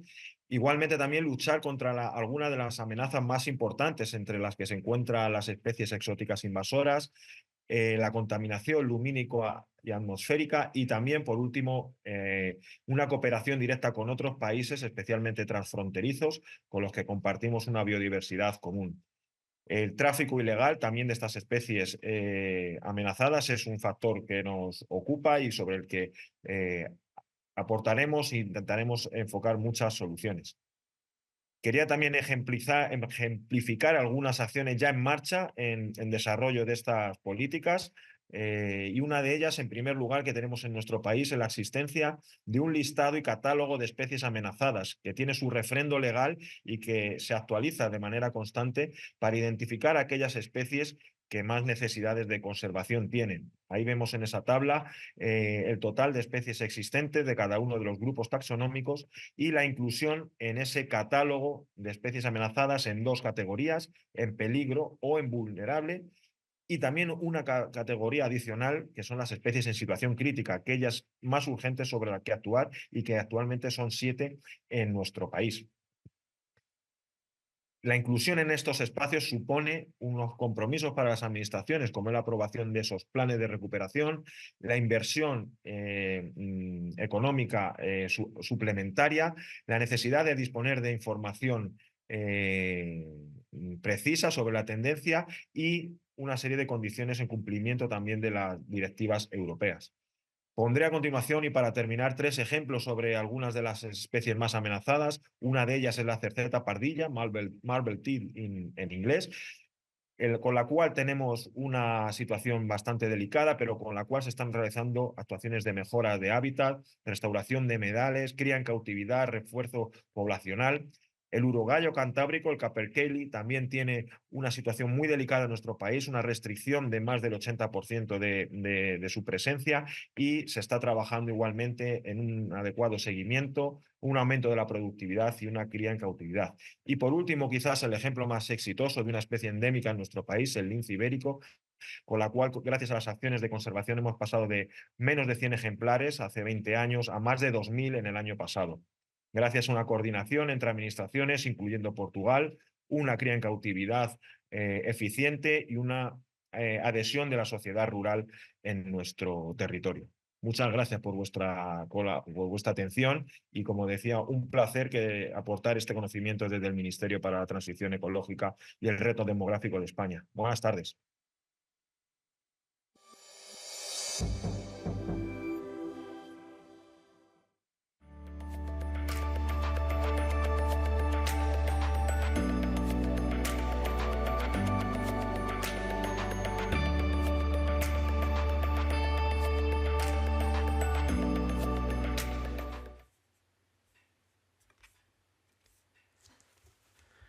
Hello, I'm Bart Shepard. I'm Senior Director of Steinhardt Aquarium and SAFE Coral Program Leader.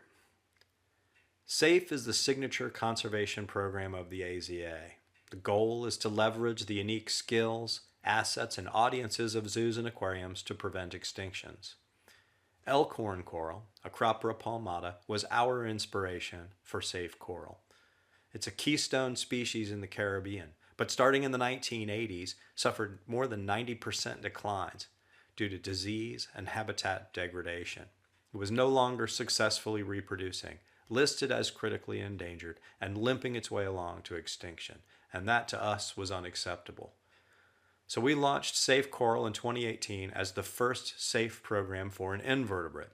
It's a collective impact model, and it has grown to more than 20 program partners. Since our launch, we've had a number of areas of significant growth and achievement. First, in 2018, the state of Florida reached out for help with a major disease event, stony coral tissue loss disease, which was spreading along the Florida Reef Tract. In response, more than 2,000 corals were rescued from the disease and brought into human care at accredited zoos and aquariums around the United States.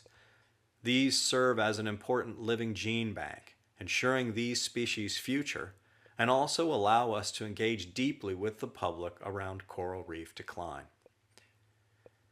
Another area of achievement is aquarium-based spawning.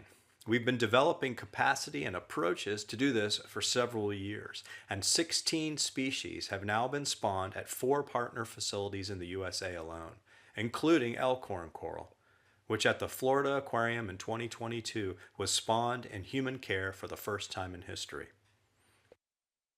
Looking forward over the next 5 years, our priorities continue to evolve.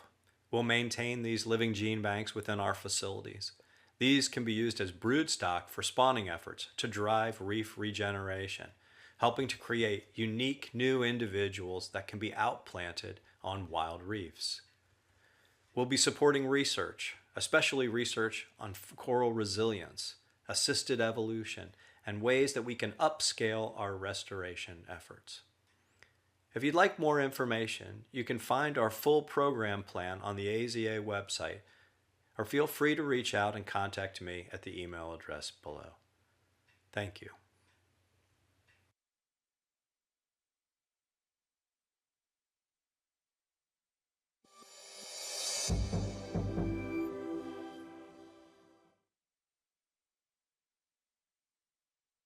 Espero hayan disfrutado de las presentaciones y gracias a Rubén por compartirnos sobre sus experiencias desde España. Tenemos más de 10.000 personas de 195 países participando en este primer Congreso Mundial de Especies. Realmente increíble. Te invitamos a que uses el chat para enviarle mensajes a colegas que ya conoces, pero ¿qué tal si también tratas de comunicarte con alguien que no conoces? Una de las fortalezas de este evento es la posibilidad de poder aprender unas de otras y que conozcamos a nuevas personas que están trabajando en conservación de especies alrededor del mundo. Entonces, anímate para comunicarte con alguien que no conozcas. Durante el Congreso, como ya han visto, hemos estado teniendo una serie de paneles sobre acciones estratégicas para alcanzar la meta 4 del Marco Global de Biodiversidad con Montreal sobre frenar extinciones y recuperar poblaciones de especies. Si no tienes familiaridad con este plan de acción mundial para las especies, puedes accederlo en nuestro sitio web o usando los recursos que tenemos acá. Ahora vamos a tener el panel sobre la acción 4.3, que tiene que ver más con implementación y acciones para la conservación de especies. Les presento al doctor Mark Penning. Él es vicepresidente de Animales, Ciencia y Ambiente de Disney y va a moderar este panel. Entonces, comencemos con este panel.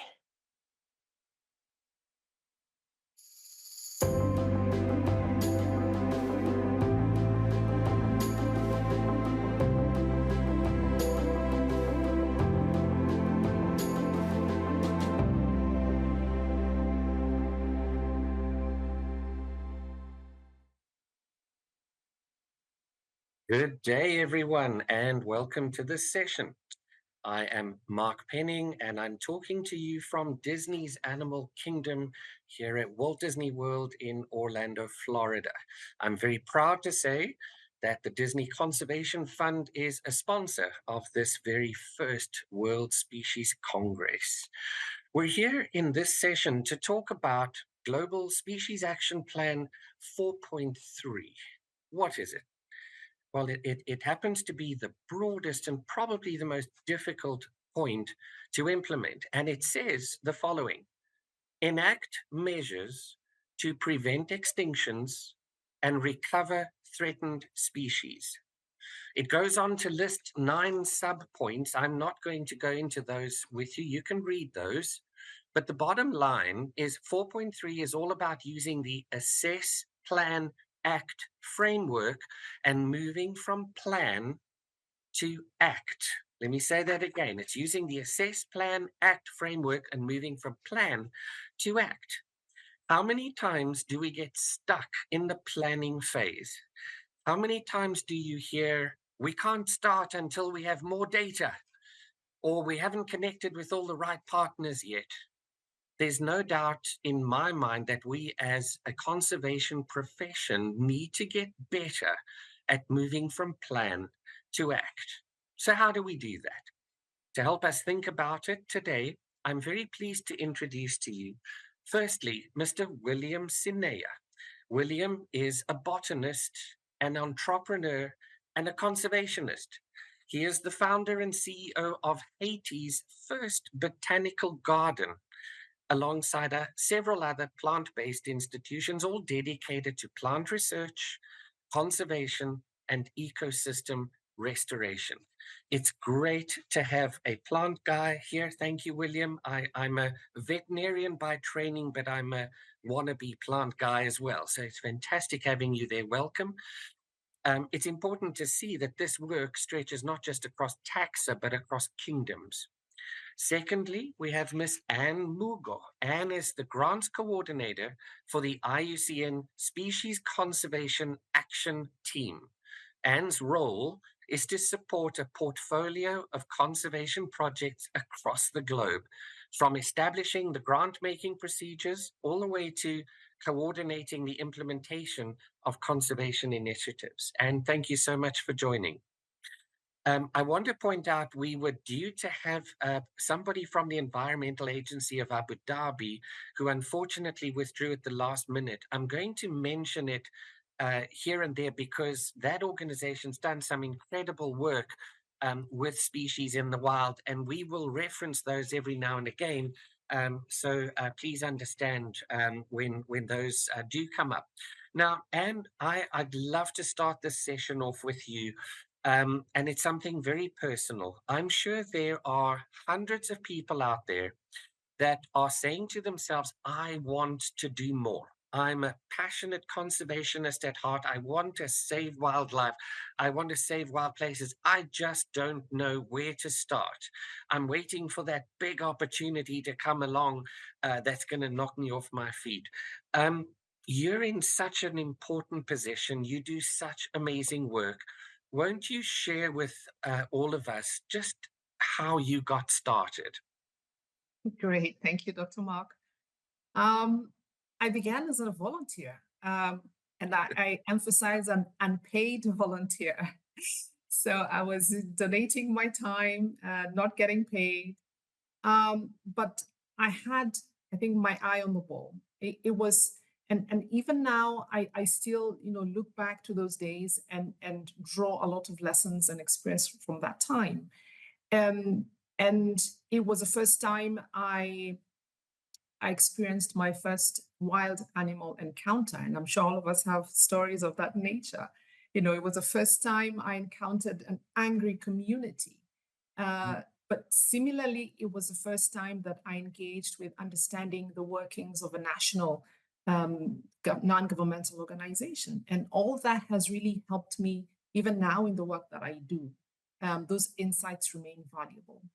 And yes, it can be challenging, not getting paid and still relying on your family support. But I always say, I think it is worth it. And then coming up the ranks, so to speak. So, it helps you get a good understanding of things at that level, which sets you up nicely to be able to understand things at a much broader level, and then kind of use those experiences to help you in, whichever direction that the conservation world takes you.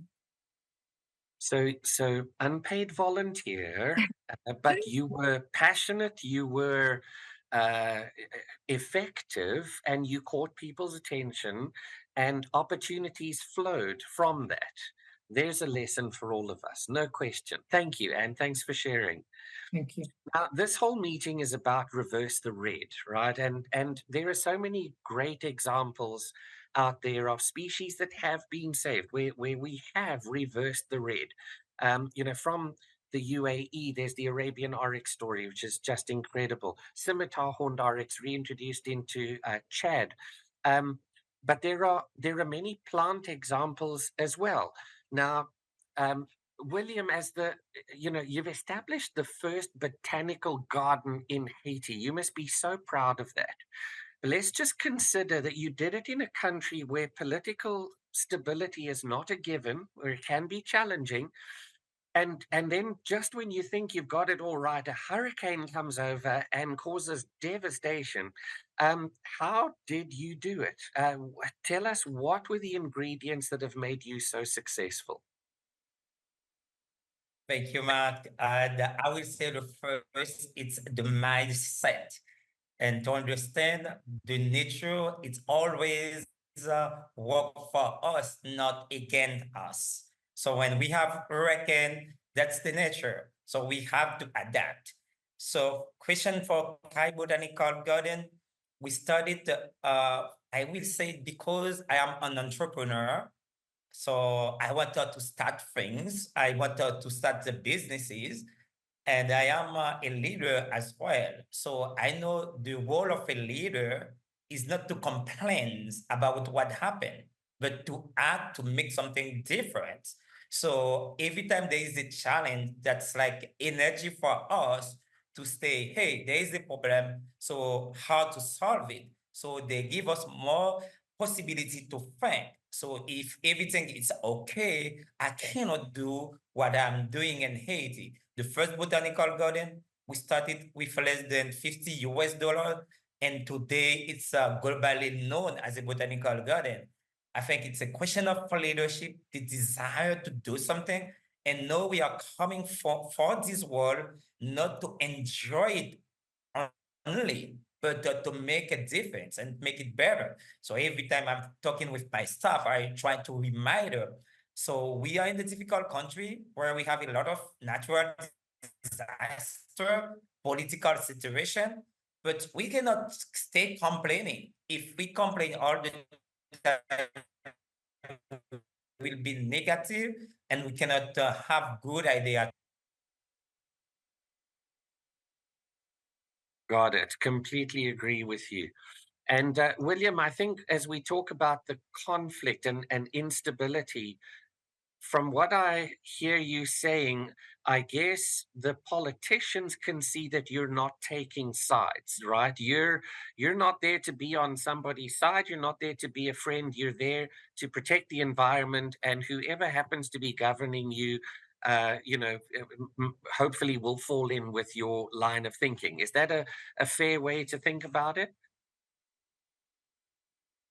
Yes, as a leader, and you have to work with different kind of people. So I try not to put me in a situation where I am for a government or a group of a political group. So I try to be neutral as a person who are here to guide. So everybody, I can talk to everybody because I don't have a political party. So I'm just trying to be with them and give them a direction. Because what I am doing in Haiti, as it's not only in Haiti, it's in the world, the knowledge on environment is not really spread enough. So we need people like you, like me, that are passionate about what we are doing to help other people to understand. So I know they are the deficiency of knowledge. So how to help them? I'm not against anybody. I try to be with them and help them to develop. Completely understand. I love that. Thank you. That's great advice. And we talked about hurricanes, and we've got to mention. I've experienced them as well firsthand here in Florida, and they can be devastating. You've been successful despite that. Now, it has to be said that nature has developed ways of dealing with these catastrophic weather events, right? You think of reefs and mangrove swamps that buffer and absorb tsunamis. Similar can be said for forests and hurricanes, right? Yes, but let's say when I started the garden, I was looking for exotic species everywhere because I was focusing on making a beautiful garden like the French garden, what I saw in other country. But when I start to study about plants and I understand the native species, the endemic species, they create an ecosystem that give us resilience. So now, instead of going somewhere else to look for plants, I look for the plants that are in my environment.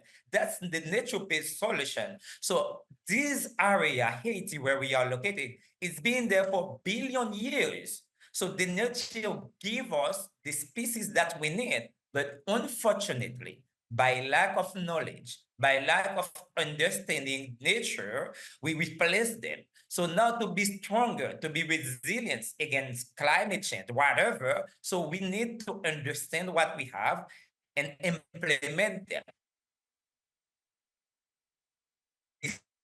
Species in our ecosystem now, I want to be the person them for landscaping, promote them for food, promote them for health, because most of them are medicinal plants, aromatic plants. Is our wealth. Sometimes we didn't understand that like that. I was thinking it's some weeds, but now I don't say we have weeds. I said we have wealth. We don't know how to value them and how to value them.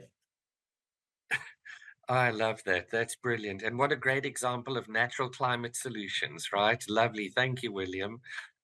And let me change tack just a little. I know from our experience with the Disney Conservation Fund, when we're asking project teams, how can we help you better? Something they keep telling us is, provide funding over a longer period of time. Fund a project for a decade, even if it's not a big sum of money, because it allows us to be more strategic and plan more thoughtfully. We can bring in contract staff. Please don't make us do these annual funding requests that are contingent upon submissions each year. We have to bring people in to do them. It's a waste of time and money. Are you hearing similar things? And secondly, what is it that you are looking for in those applications for funding? What is it that catches your eye? That's a very challenging question. But I mean, I think from our experience through the Save All Species program, which is one of our flagship programs, and we work with actually purposely much small organizations. So we deliberately select national organizations, community-based organizations to kind of be the main beneficiaries of the funding that we give. And allow me to segue slightly. I was very happy to hear what William said, and I think it just really concretizes what I've always said, that even with a little money, you can do a lot of good things, you know. And so I'm very vindicated to hear that. I'm a great proponent of that. But that said, that is what we're hearing. Organizations want more sustainable funding. Understandably, I think it does help in terms of planning. And as we know, conservation impacts, species impacts need time. It's not something that you can quickly demonstrate within 1, 2, or even 3 years. You need a bit longer time to actually demonstrate significant conservation impact. So yes, we similarly are hearing the same. We are similarly hearing that they want more than just funding. They would like some sort of support, be it technical input, technical advice, be it access to networks. We're also hearing that they want access to certain international fora that they are not able to be part of, due either to limitations of funding or just not being recognized. And they have a lot to say and they have a lot to share, but they feel that they're kind of left out of that discussion, all of those global discussions and negotiations. So those are some of the things that we're hearing back. But more positively, I think an appreciation that institutions such as ourselves, IUCN, such as the organization that you work for, Disney, are at least stepping in to play that facilitator role in whichever way we are able to. But yes, I think we do need to think in terms of more longer term funding opportunities for these organizations.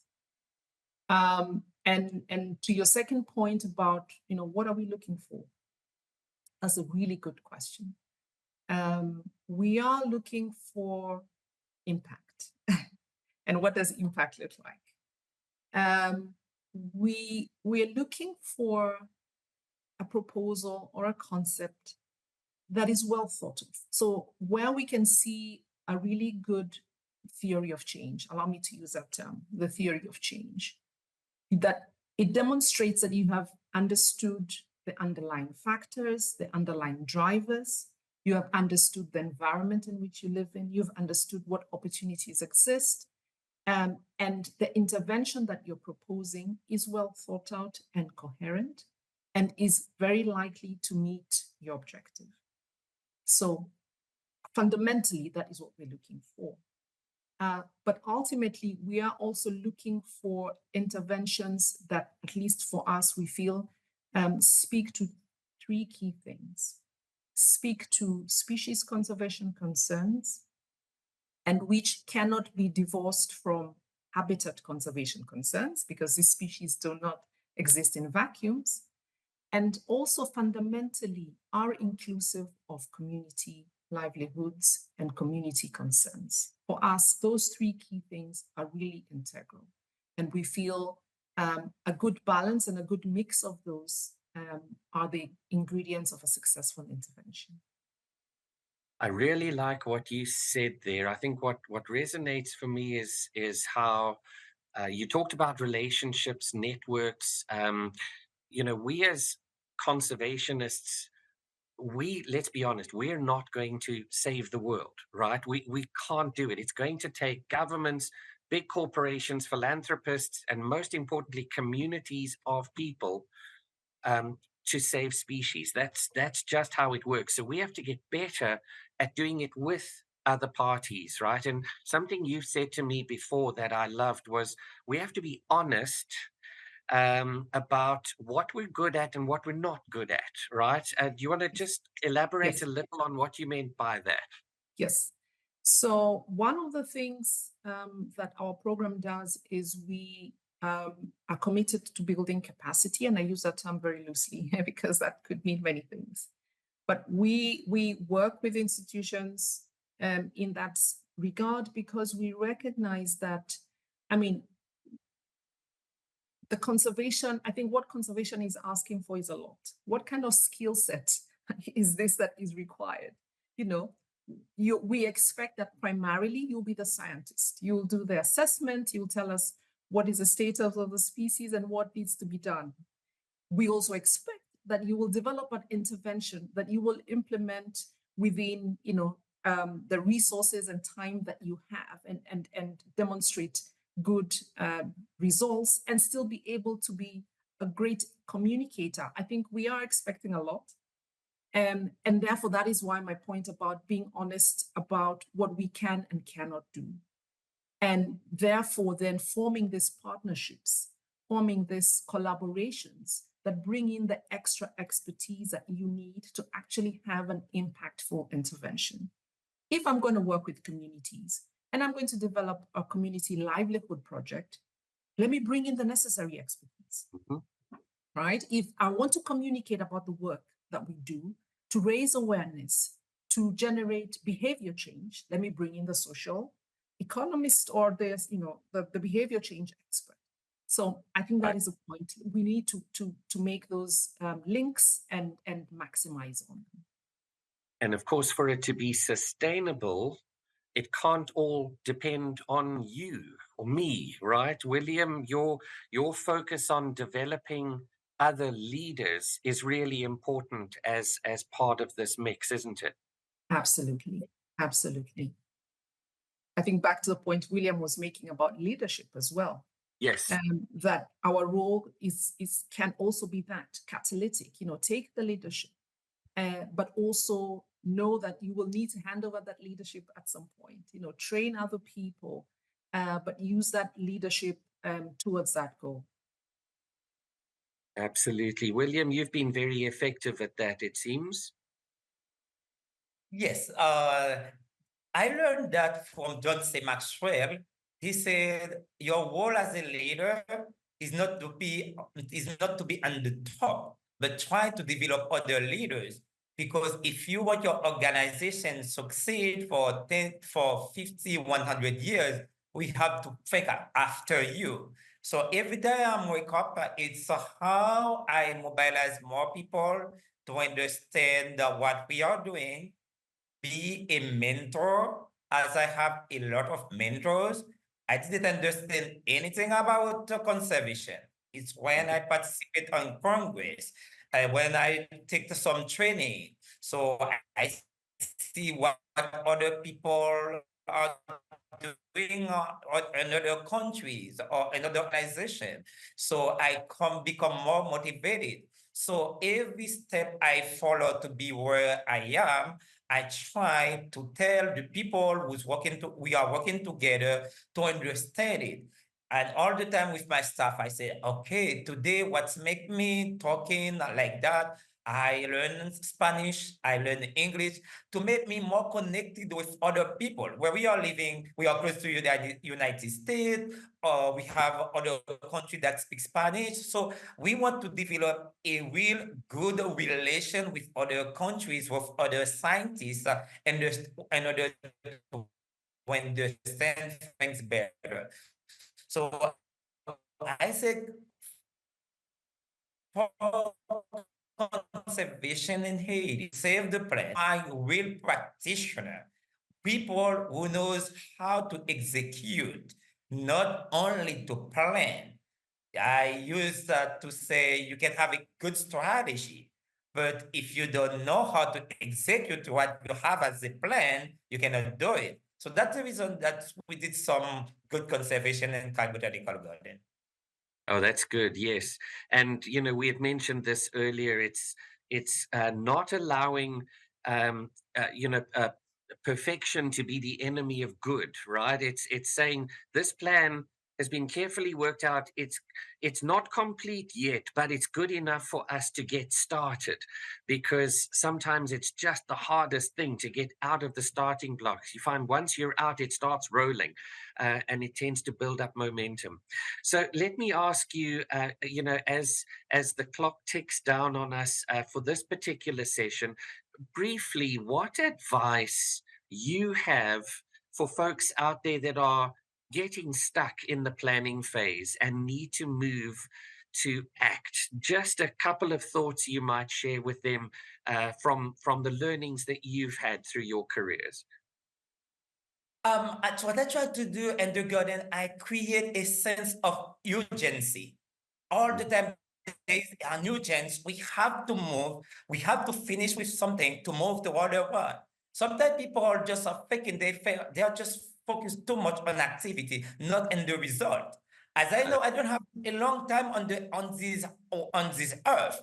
If I want to mobilize people every day, I have to do an action that bring me where I want to have the result, the impact, and the long-term effect I am looking for. So it's a question of timing every day. Just say, let's start, not just do it, not stay all the time talking about something. Focus on the result and see what action you want to do. Looking for the why we want to do things, not how. Because if the why is strong, the how will be easy. That is such great advice, William. Thank you. And how about you? Any advice to offer? Yes, I would say, take a moment to reflect on the barriers. What is preventing you from actually moving from plan to act? It could be perhaps the enabling environment isn't so enabling, and so what can you do about it? Make that as part of your strategy. It could be, I don't know, resources or skills. Make that as part of your implementation strategy. So be clear about what the barriers are, and then move it forward. Put together a strategy that not only addresses the barriers, but also addresses the intervention that you want to make, the change that you want to make, the impact that you want to have. And again, without overemphasizing the importance of partnerships, and primarily the decision makers, make sure that they're involved in what you're doing, get the political buy-in that you need, get them to be informed and support your intervention from the word go. And I think it will be smooth sailing from there. Thank you. I think that's also very good advice. Thank you. There are so many success stories, right? And we've got to focus on those. We've got to be optimistic and positive. I'm sure you've both got examples. Have you got a particular favorite of a success story that you would want to share? I mean, I love to go to the Arabian oryx example. I think it is still the only species that has had to reverse the red 3 times, which is just extraordinary. Do you have a favorite to refer people to? And you go first. Yeah, I will go first. I'm thinking about the Clan William, I think it's called the Clan William freshwater fish from Southern Africa. Yes. So they were, I happen to know it. That's the one. That's the one. They were the recipient of a grant from us, and they very did nice work. It's a migratory species, and they really had tags to monitor. Worked with landowners to help them kind of build on the populations that were dwindling.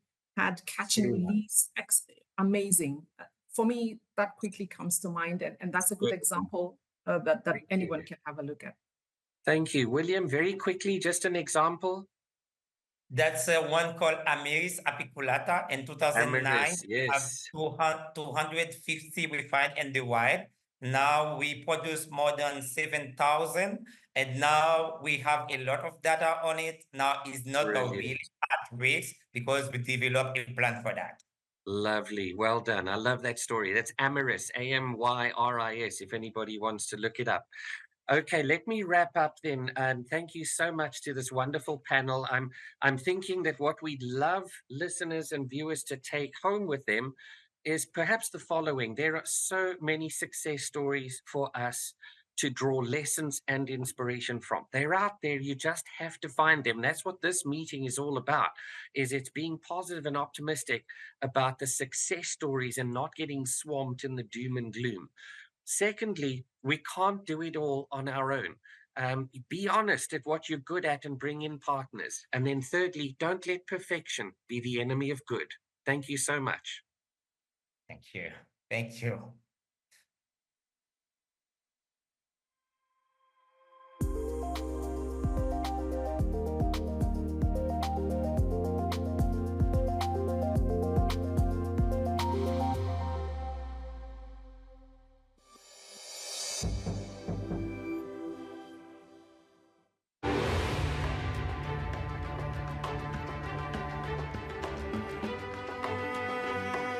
In a powerful show of support for nature, nearly every government in the world united behind the CBD's sweeping biodiversity plan for life on Earth. They committed to halting the extinction of threatened animal, plant, and fungi species. And in an historic first, they also committed to helping those species recover, so that the life we share our planet with can not only survive, but thrive.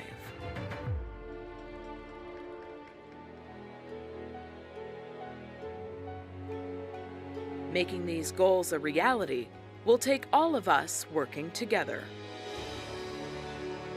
Reverse the Red is supporting governments, conservation experts, and communities around the world as they join forces to activate tried and tested tools and tie global efforts to local expertise.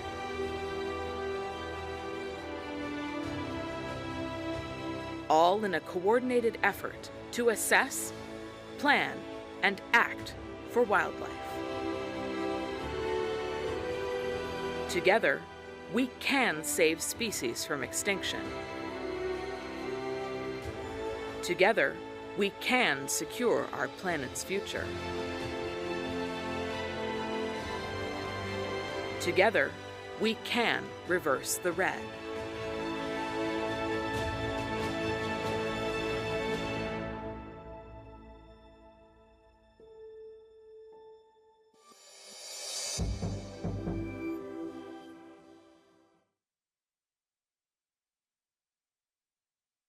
Gracias a Mark, a William y a Anne por este interesante panel sobre el Plan de Acción Mundial para las Especies. Qué bueno escuchar sus historias sinceras sobre los retos y las oportunidades para pasar de los planes a la acción en contextos que pueden ser complejos por muchas razones.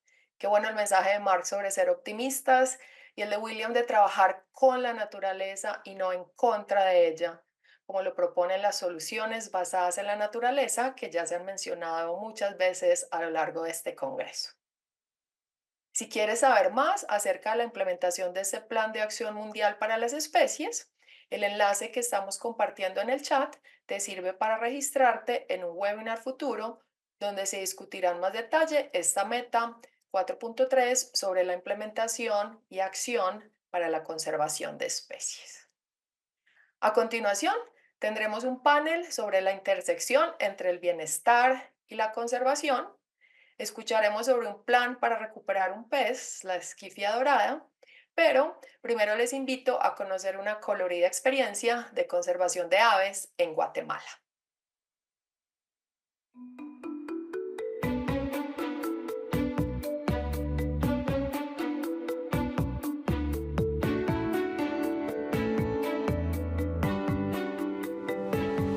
Abarcando un área de 2.11 millones de hectáreas, la Reserva de la Biosfera Maya es la mayor área protegida de América Central, creada en 1990 por el gobierno guatemalteco a través del Consejo Nacional de Áreas Protegidas. La cobertura forestal ha disminuido rápidamente con el aumento del acceso humano, especialmente en la parte occidental de la reserva, donde la colonización ilegal, la deforestación, la caza furtiva y los incendios forestales han avanzado significativamente. Y es allí donde se encuentra la mayor parte de los nidos de las guacamayas rojas en el país. Desde el año 2002, hemos estado monitoreando su éxito reproductivo, escalando todas las cavidades conocidas y registrando la cantidad de huevos. ¿Cuántos de estos eclosionan y se convierten en pichones que luego salen a la selva? Durante más de 2 décadas, hemos liderado junto al gobierno de Guatemala los esfuerzos para salvar de la extirpación a la población de guacamaya roja, de la reserva de la biosfera maya a través de una compleja mezcla de actividades estratégicas. Actualmente, estamos trabajando para acelerar el ritmo de recuperación de la población silvestre de guacamayas rojas a través de la incubación artificial de los huevos remanentes que tomamos del nido silvestre en el Parque Nacional Laguna del Tigre. Los guacamayos rojos acostumbran a poner de 4 a 5 huevos, pero cuando eclosionan el primero o los 2 primeros, paran el procedimiento de incubación y empiezan a abandonar el nido para buscar comida para estos pichones. Los padres regresan al nido para alimentar y dar calor a los polluelos, e indirectamente incuban los huevos restantes.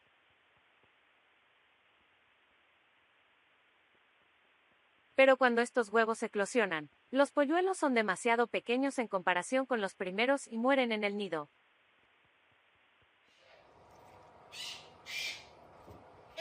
Por eso cogemos los huevos restantes para incubarlos, y criamos a los pichones a mano en nuestro laboratorio de campo. Todos estos polluelos vuelven a la naturaleza en una liberación paulatina tras su preparación en una jaula de vuelo que tenemos en el área.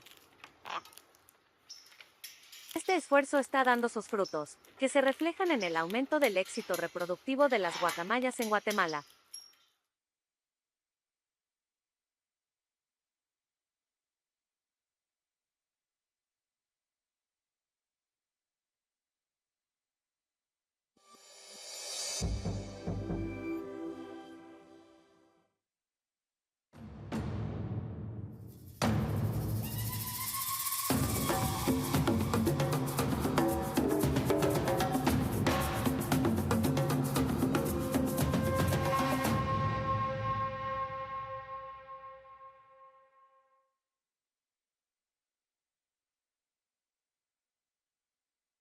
Good afternoon, good evening, good morning, wherever you are in the world. Thank you for joining us and welcome to this panel session on the intersection between animal welfare and conservation. My name is Matthew Collis and I'm the Deputy Vice President for Policy at the International Fund for Animal Welfare, or IFOR as we're known. As a global animal welfare and conservation organisation working in 40 countries around the world, we rescue and rehabilitate animals and conserve entire populations and their habitats. So we're constantly at the intersection of welfare and conservation. And traditionally, these fields have been viewed very distinctly, with welfare seen as concerned with individuals and conservation with populations, or welfare as an ethical concern and conservation as something more scientific. And at times, they've been seen at odds with each other, where certain conservation interventions have had negative welfare implications, for example, eradication of invasive species. Yet increasingly, it's becoming harder to separate the two, or at least there is growing recognition that they intersect often and that there is a place for both. Both have a strong scientific basis, and interventions in one area can improve those in another, or maybe be a necessity flowing from the other. And from IFOR's perspective, every individual matters, and populations are, after all, a collection of individuals, so we cannot address one without addressing the other.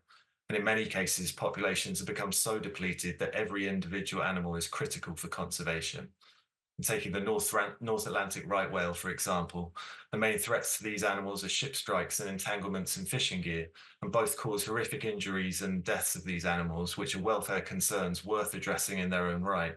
However, the collective impact of these threats is putting an entire species at risk of extinction, with only 350 or so animals remaining. So addressing these threats is both a welfare and a conservation concern.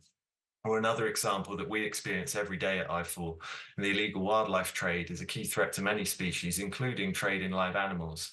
Yet when many of these animals are confiscated in seizures, authorities have no knowledge or skills of how to deal with these animals, which creates both immediate and long-term welfare concerns, and if not addressed, will prevent any likelihood or prospect of these animals being reintroduced in their countries of origins, which for severely depleted populations could aid in their conservation. So these are just quick examples of the work that IFOR does, but the kind of intersections that we hope to dig into further in today's panel. and with our esteemed panel with long-standing conservation practitioners that I've was proud to have partnered with over a number of years, and whose experience shows that that intersection of welfare and conservation is never far removed. So I'm delighted to be joined today by Nikki Stander, the Head of Conservation at SANCOB, the Southern African Foundation for the Conservation of Coastal Birds, and Sarah Walker, Senior Advisor on Wildlife Trafficking at the Association of Zoos and Aquarias. Thank you to both our panelists for joining us today. I'm going to turn to you both with this opening question, really, but for your work, can you describe how you see that intersection of conservation and welfare in your work? And is this a choice or a necessity? And what do you see the benefits of addressing both together? And I'll start with you, Nikki. Thanks, Matt. With SANCOB, just for the listeners, we're a non-profit seabird rescue organization, and we focus on the conservation of all seabirds, but focusing on endangered seabirds, and mostly the African penguin, which is really in trouble. So how we see conservation and animal welfare interacting is really sort of stemming from our historical origins, where SANCOB was always really reacting to animal rescue, and we've partnered with I4 in the past, most notably for the treasure oil spill in 2000, where there was this massive oil spill affecting 20,000 penguins. So it was very reactive work, and we really had to pivot as seabird populations started to decline at a rapid rate. So a lot of the work that we do now is more proactive, but wildfare or welfare focused, as well as conservation in the wild. So the benefits of that is that, of course, we minimize suffering by being more proactive. We have 10 rangers deployed at seabird colonies. We're having this sort of more proactive approach to seabird monitoring, and therefore we can react a lot quicker, minimize suffering, and increase the chances of successful rehabilitation and release back into the wild. Yeah, I mean, it's a fascinating example, the one you pointed to that brought our organizations together, the treasure oil spill. It's, you know, over 20,000 birds affected by that oil spill, and another 20,000 pretty much evacuated in a preemptive measure. I mean, on that scale, it just shows you that it's not just a rescue operation. That was, you know, an entire populations, an entire species potentially at risk from something like that. And it really shows the value of rescue and rehab work as a conservation tool. Turning to you, Sarah, and the work that you lead, maybe you can give us some insights into your experience of that intersection. Absolutely. It's so important, Matt. And the best example that I can provide is our newly launched Wildlife Confiscation Network. And it's a network in place to support law enforcement with essentially the care and placement of animals that come in through the live trade and are confiscated and come in often very sick, very injured, need immediate and expert triage, and then in many cases, long-term care. Many of these animals cannot be returned to the wild. Obviously, we have conservation at the heart of what we do, which is trying to maximize the conservation value of those animals that come in by entering them into species survival plans, facilitating repatriation if it can be done, but oftentimes it cannot. And so we're really looking to provide the best high quality care for that individual animal or animals that come in. We've also established a vetting committee that takes very seriously the standards in which we're allowing participants in the confiscations network to come in. It's not just about accredited zoos and aquariums or accredited sanctuaries. This is all hands on deck. So we really had to create a way in which to cast that wider net so that we could have more placement options, but also make sure that we were keeping to the standards that we hold so dear in terms of animal welfare. Yeah, thank you, Sarah. It's great work, and one that we're very pleased to be involved with your organisation alongside, and certainly something that's been a big feature our work in recent years is we've seen more and more live animals in trade. It's essentially what is a conservation problem of the illegal wildlife trade, creating a welfare problem when we have so many animals now that need dealing with by authorities that are seizing them, but have no knowledge or skills or not the appropriate facilities or not the appropriate facilities to pass them on to for long-term care. So it really shows how, you know, a problem in one field can spill over into another. And it's a great work. And for those who want to learn more about it, Sarah is hosting a session not long after this to talk more specifically about that work. So a little plug for you there, Sarah. Thank you. For both the panelists here, do you think, you know, you've both been involved in this work for a long time, do you feel you've seen attitudes change towards animal welfare in the conservation world? Because, as I mentioned in the introduction, historically, they've been seen as very separate. And for an organization like my own, that's never the way we've viewed it. But certainly we've noticed that view prevalent, say, in very traditional conservationist approaches, but certainly something that's changed a lot in recent years. And I was wondering if you both have experienced that in similar ways. Nikki, your views first, maybe. Yes, I mean, I want to say yes and no. I think for certain species, if I take marine birds, African penguins are iconic. They are lovable. Everybody seems to adore, penguins in general. And I think from a conservation perspective, there's definitely been a shift towards looking at the welfare aspects of that species as they experience all these different pressures and could be extinct within the next 12 years. So certainly from the conservation world, there has been not just this sort of blanket conservation view, but also looking at those welfare considerations as well. So I think conservation value plays a role, and how charismatic the species has always played a role. And then conversely, if I look at a species like a seagull, which are largely viewed all over the world as being this pest that sort of flies down and steals your chips on the beach, a lot of people still view them as being this species that doesn't require conservation measures at all, and that couldn't be further from the truth. You know, they are important for the ecosystem, and of course they also suffer. So they're largely victims of cruelty, and also things like entanglement by fishing gear, which causes extreme pain and injury, and of course a slow death. So I would say that it really is dependent on the species and the conservation value.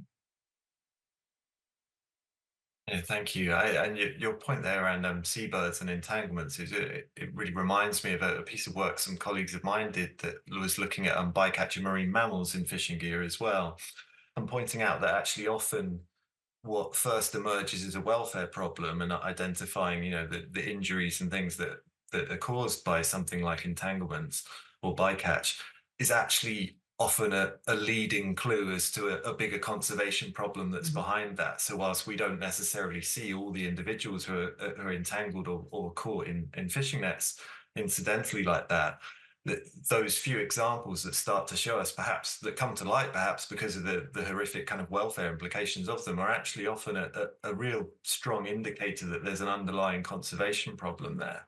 And so I'm really interested that you brought that up as a kind of, one of those intersections that we see and that we can use, say, our knowledge about welfare concerns as a clue to a wider conservation problem that might be out there that's not currently appreciated, perhaps. Sarah, from your perspective, do you think you've seen attitudes change? I have, absolutely. I came from the welfare space, from the Humane Society of the United States, moved into the conservation space, and I have seen the two merge in a way that I find very hopeful. Just within my own organization, with the Association of Zoos and Aquariums, I think there's a greater willingness to partner with organizations that focus solely on welfare, knowing that they have some expertise to bring to the table. And I've also seen a shift in the culture in the AZA community as well. I've been here 7 years, and AZA has always believed that the care of animals in our facilities is both our moral responsibility and imperative and foundation to the work that we do. But it was enhanced a couple of years ago by the release of the strategic framework for the well-being of animals. And that really elevated the work that they're already doing to the next level, working in concert with partners like IFA, really creating a common culture across the community, raising the bar on our accreditation standards on well-being. So that has been wonderful to see. This community is always striving to do better and look towards the future, and that has been one fantastic example. In addition, our Saving Animals from Extinction program has really leaned into this idea of people connecting with the animal. These are species that some will never see in the wild, and when they visit accredited zoo or aquarium and have that moment to experience an individual animal, look them in the eyes, watch their natural behaviors, they really connect to that animal in a way they may not have ever done. Thank you. Yeah, I think that's a really good point, and that connection that the individual animal often brings to people, that then enables them to enter that debate and that discussion about a larger conservation problem. I mean, there's a really good example from the sister organization we work with, the Wildlife Trust of India, in India, where we set up a rescue facility with them in Assam, in Kaziranga National Park there, because there's frequent flooding in that national park and it often leads to orphaned animals. But we actually managed to combine that then with a reintroduction program into Manas National Park, which is also up in the northeast of India, which has been decimated by poaching. So we're taking kind of a welfare solution and then using it in a rehab and release process that enables the restocking and repopulation of rhinos in a park where they've been severely depleted. And amazingly, I think it is now over 40% of the rhino population in Manas National Park is of either reintroduced or family members of those previously reintroduced animals. So it really shows that actually there is this link between these individual animals and these conservation concerns as a whole. And perhaps we don't do a good enough job of telling that story. And your point there, Sarah, about the tools and the frameworks that people are putting in place, that the value they see in both, and making those connections is perhaps something we need to tell a better story of, so that people can understand those intersections better. I was going to skip quickly across to another issue around disease and wildlife disease, because it's obviously come to the fore in recent years with the pandemic and the understanding that wildlife as a pathogen spillover from wildlife populations, both for human disease risks but also wildlife diseases, and bird flu being something that I'm sure Nikki can tell us a lot more about from the situation facing many wild bird species. Do you think that the kind of growing awareness around these risks of disease spillover and wildlife health is also creating an interest in kind of the animal welfare aspects of how we deal with wildlife health problems, whether it's for wildlife species and conservation itself, or for the human element, in that better welfare for wild animals will likely, whether it's in wildlife trade supply chains or livestock, and preventing spillovers through those two vectors, for example, better welfare is actually a solution to addressing kind of the wildlife spillover problems. And are you seeing a greater recognition of the role welfare can play in that area, either of you? Sarah, do you want to go first this time? Sure. Well, my first answer is I sure hope so. It sure has gotten the attention of our community. We launched our Reduce the Risk initiative that focuses on both the legal and illegal trade that can lead to zoonotic disease risk, and also the Not a Pet initiative that we partner with IFA on, which focuses on exotic pets and making sure people understand not only the conservation issue of potentially that animal being illegally or unsustainably plucked from the wild, but also the zoonotic disease risk. So we have really leaned into this concept, and I think we're understanding how disease emerges and spreads. I think we've learned a lot over the last 5 years. We continue to learn more, but we do know that a stressed animal increases the risk of zoonotic disease emergence. And we know that the conditions in which they're kept, small confines, poor transport conditions, poor hygiene, that all increases the risk of zoonotic disease emerge and spreading. So I sure hope that the conservation community writ large is acknowledging that and addressing it. But I do think that we're talking about it more, which is a great start. And Nikki, from the kind of wildlife health perspective, obviously, I'm sure this must be something you're encountering a lot with the avian influenza outbreaks at the moment. Yes, Matt, it's certainly become the new normal, which we didn't have to deal with a few years ago. So SANCOP has been heavily involved in dealing with outbreaks in the wild at colony level, as well as having an outbreak within our own centre, which was extremely challenging. So having experienced both, I think we've done a really great job over the years in trying to understand it more.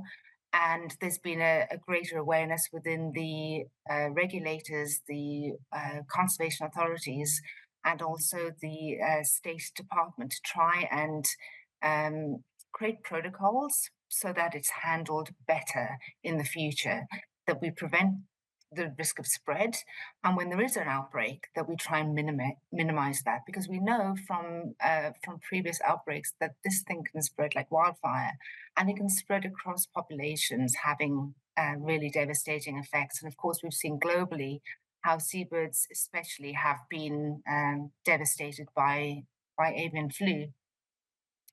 But from an animal welfare perspective, specifically seabirds, we've seen how they can really suffer.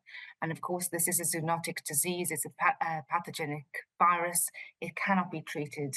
And so often it is necessary to euthanize individuals to deal with it rather than allow them to suffer in the wild. But those individuals that are not symptomatic and can be treated, we can sort of give them supportive care. So we're addressing those animal welfare concerns in-house by providing that, and also minimizing the risk to the wild populations. So covering both conservation and animal welfare aspects. And it's great work you're doing. And unfortunately, we're out of time. So I want to say thank you very much to both our panelists for their perspectives and really kind of bringing to life this intersection. And I hope for those viewing that they've been able to understand a bit more kind of the worlds we inhabit between these kind of two spheres of animal welfare and conservation that intersect so often. So thank you again to the panelists, and thank you to all our viewers who joined us for this session.